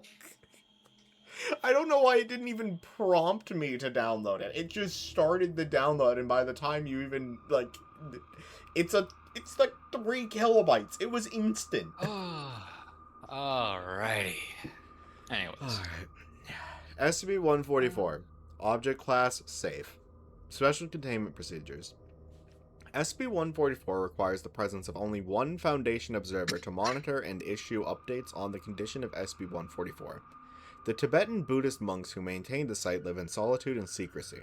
A heavy mist condenses around the small mountain that hosts SCP-144, which itself resides in a small valley between 2 greater mountains, Mount Redacted and Redacted. This mist is present most of the year, and the thin rope itself is only fairly visible to the human eye within a distance of 3 kilometers. Air travel within a 70-kilometer radius has been restricted with the cooperation of the Chinese government. Description: located in a monastery atop a small Tibetan mountain, SCP-144 is a thin, taut hempen rope only 1.2 centimeters thick, attached to a ring of jade bound to the floor of an atrium in the temple, known as the base camp among researchers. The other end of SCP-144 extends straight upward many kilometers up into the sky to a yet-to-be-explored satellite in a geostationary orbit above the Earth at an altitude of about 39 kilometers, over 22 miles away, known as the Summit amongst researchers. Several times a year, a monk of the temple ascends up the rope several hundred meters in a ritual of spiritual enlightenment. The monks report that to this day, only one person by the name of Redacted has ever been killed during the ascension. Throughout the centuries, several climbers have disappeared, yet the monks believe that one day they will return, bringing greater understanding and enlightenment with them. Carbon dating of rope fibers put SCP-144 at just over 1,400 years old. Foundation anthropologists believe that the rope and the tradition of climbing it began within the rituals of an ancient dead religion before Emperor Songtsen Gampo brought Buddhism to Tibet. At that time, it is believed that the rope was several kilometers longer. The attendant monks say that the jade ring was added in the early 9th century by the Ralpkan to keep seasonal winds from picking up the rope and swinging it throughout the countryside. Several times a year, the head monks untie the rope from the loop of jade and reposition the knot. Research has shown that in recent years, the rope has moved skyward at a rate about 180 centimeters per year, and is slightly accelerating at a rate of 1/100th of a centimeter a year squared. With only a few hundred meters of rope left, the monks are unsure of what to do when it reaches the end. Some hope to add length by attaching separate sections of rope to the original, while others believe that new rope won't have the strength of the old. Research has been unable to explain how plant fiber rope has been able to survive 1,400 years and maintain such tensile strength at such extreme temperatures and conditions in the upper atmospheres in space that people are able to climb it, let alone support its own enormous weight against itself, all 39 kilometers worth of rope. If the summit is accelerating away from Earth, its pull on SCP-144 is also unexplained. The summit has only been properly imaged by ground-based telescopes, which show the rope of SCP-144 going up and over the edge of a large asteroid-like rock, several hundred meters in width. Satellites have been unable to picture the opposite dark side of the summit. It has been reasoned that orbiting satellites are designed to image ground-based locations or distant space objects at much greater distances than other neighboring orbital satellites. Researchers disagree about why images of the dark side of the summit return blurry and unfocused, rendering the dark side unknown. Addendum 144-4. Several D-Class personnel were offered immediate release if they were able to climb to the summit, if possible, and return. While multiple warnings were issued by the monks attending the rope, no resistance was offered. Of the 6 personnel who accepted, 4 returned to base camp complaining of difficulty breathing and lack of air. 1 slammed into base camp at terminal velocity, presumably after losing his grip from fatigue, and the last has not yet returned. He got to go. Yeah, he went to heaven. I think that one's cute. I like the ones with the monks in the SCP I like universe. these obscure SCPs. Like, there's just a fucking rope in Tibet. Yeah. I like monks in the SCP universe because most of the time they're just chill with what the Foundation does. They don't really care as long as they get to continue their duties.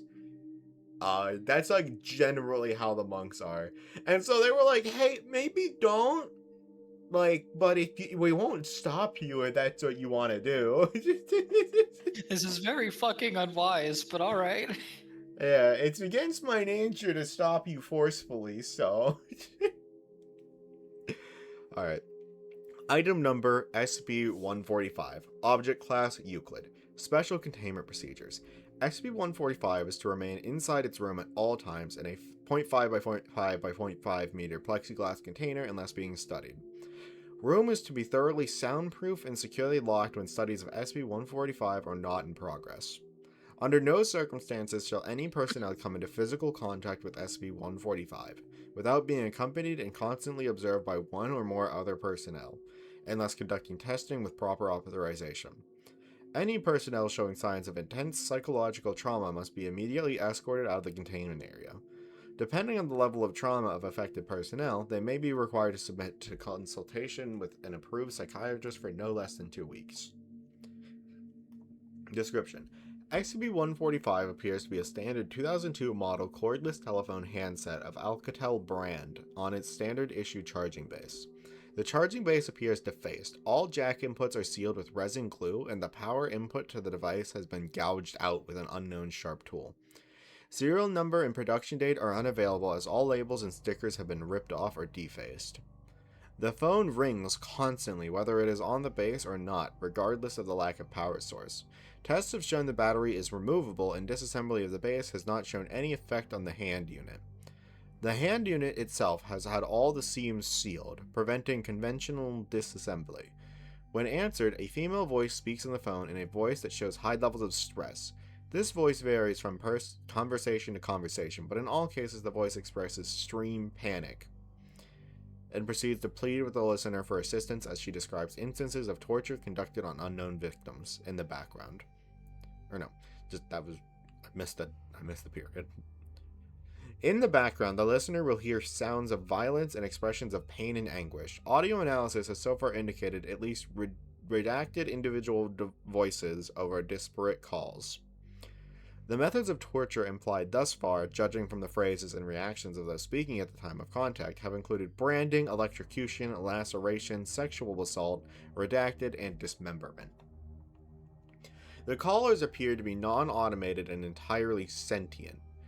Attempts to trace the caller, track down the location of the tortured callers, have proven unsuccessful thus far. Attempts to block the signal of the phone with the use of a Faraday cage has also been unsuccessful.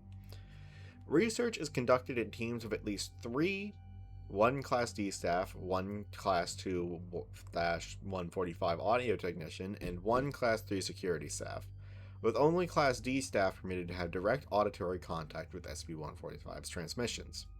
Testing has shown that in 100% of cases, a subject answering SCP-145 without live supervision will vanish without any indications of transportation methods.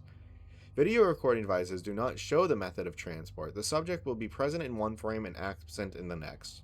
In case of disappearance, the phone will simply fall to the floor. The phone does not appear to have sustained any damage from any of these falls thus far. Subsequent communication with the object has revealed that vanished subjects joined the group of torture victims. Testing log. Testing procedure. All tests will be conducted with D-Class personnel. Any issued equipment for the test must be recorded in the log. The D-Class personnel will then be ordered to pick up the phone. After disappearance of initial test subject, the above standard research team will answer the phone and record any observations. Test 145-A. Redacted date. Subject D-145-37. Issued 1 GPS locator device, testing to attempt to ascertain the location described at the other end of the line. Result, GPS rendered non-functional after disappearance of D-Class personnel. On following interaction with SCP-145 audio technician, identifies voice of D-145-37 has joined other victims. 145-B. Date redacted. Subject, D-Class 47 issued 1 GPS locator device, 1 standard issue military combat knife. Second attempt to ascertain the location described at the other end of the line, self-defense option provided to subject. Result, GPS rendered non-functional after disappearance of D-Class personnel. On following interaction with SCP-145 female voice indicates continued stress and states, "Oh god, he's cutting him, he's cutting off, redacted." Audio technician then identifies voice of 145-47 has joined other victims. Test 24... God, numbers are hard, man. Test 145-C. Date redacted. Subject D-Class 53 issued 1 9mm semi-automatic pistol, 1 Kevlar vest. Subject compelled to pick up phone. Attempt to determine interactivity of location, determine if any self-defense method is possible. Result, on following interaction with SCP-145, gunshots are heard, then redacted. Female voice resumes, states redacted, and additional gunshots are heard. Audio technician identifies D-53, exclamation of pain after each gunshot.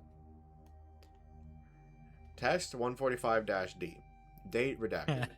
Subject D68. issued 1 kilogram C4 explosive concealed in supply kit. Explosive attached to remote trigger with 30-second delay. Triggered before interaction with SCP-145. Attempt to determine any possible level of interaction or destruction of location. Result: data expunged. Resulted in redacted Foundation personnel missing, including Dr. Redacted and all researchers associated with Redacted. Breaches of SCP security at site redacted. Further testing of this nature suspended at this time. I don't know who thought this might be a good idea. I know sometimes we let sympathy get the better of us, but this attempt to bring relief to SCP-145's victims just cost the Foundation a lot of money and resources, Dr. Redacted. Yeah, this is a much better use of redaction than like that other article we read earlier today, because it does... Sites are one thing, that's so you don't step on toes. Doctor names, fine, I understand naming people sucks. Yeah. Dates, I guess, it really depends. It doesn't matter in this instance. Yeah. What I was really upset about the other one is that it's the whole way through the article just doing this, redacting every single meaningful piece of, You'd think like, it's a fucking information. CIA document. Yeah. This one, you get, like, most of what happened. And then, like, the worst possible, like, shit happens, and they redacted that. That's okay. That's fine. That's not that bad, because we have an idea of what it's even capable of, at least. So we can kind of make an assumption about what happened here. But the problem with the other one is it was just all redacted from the start. So we don't know what could have happened at the end because it just was redacted from the beginning. Oh, my cursed mask. Do you want another one more? Or do you want to call it there since it's 10 o'clock? This is a good stopping point, I think. We did read 15 articles today. I think that's pretty solid. I think we had some good ones today. We hit some, like, big, cool ones, like the Book of Devas and the iPods. However, God, fuck the post office. Fuck the mailman. Fuck USPS. That'll be it for stream today. I'm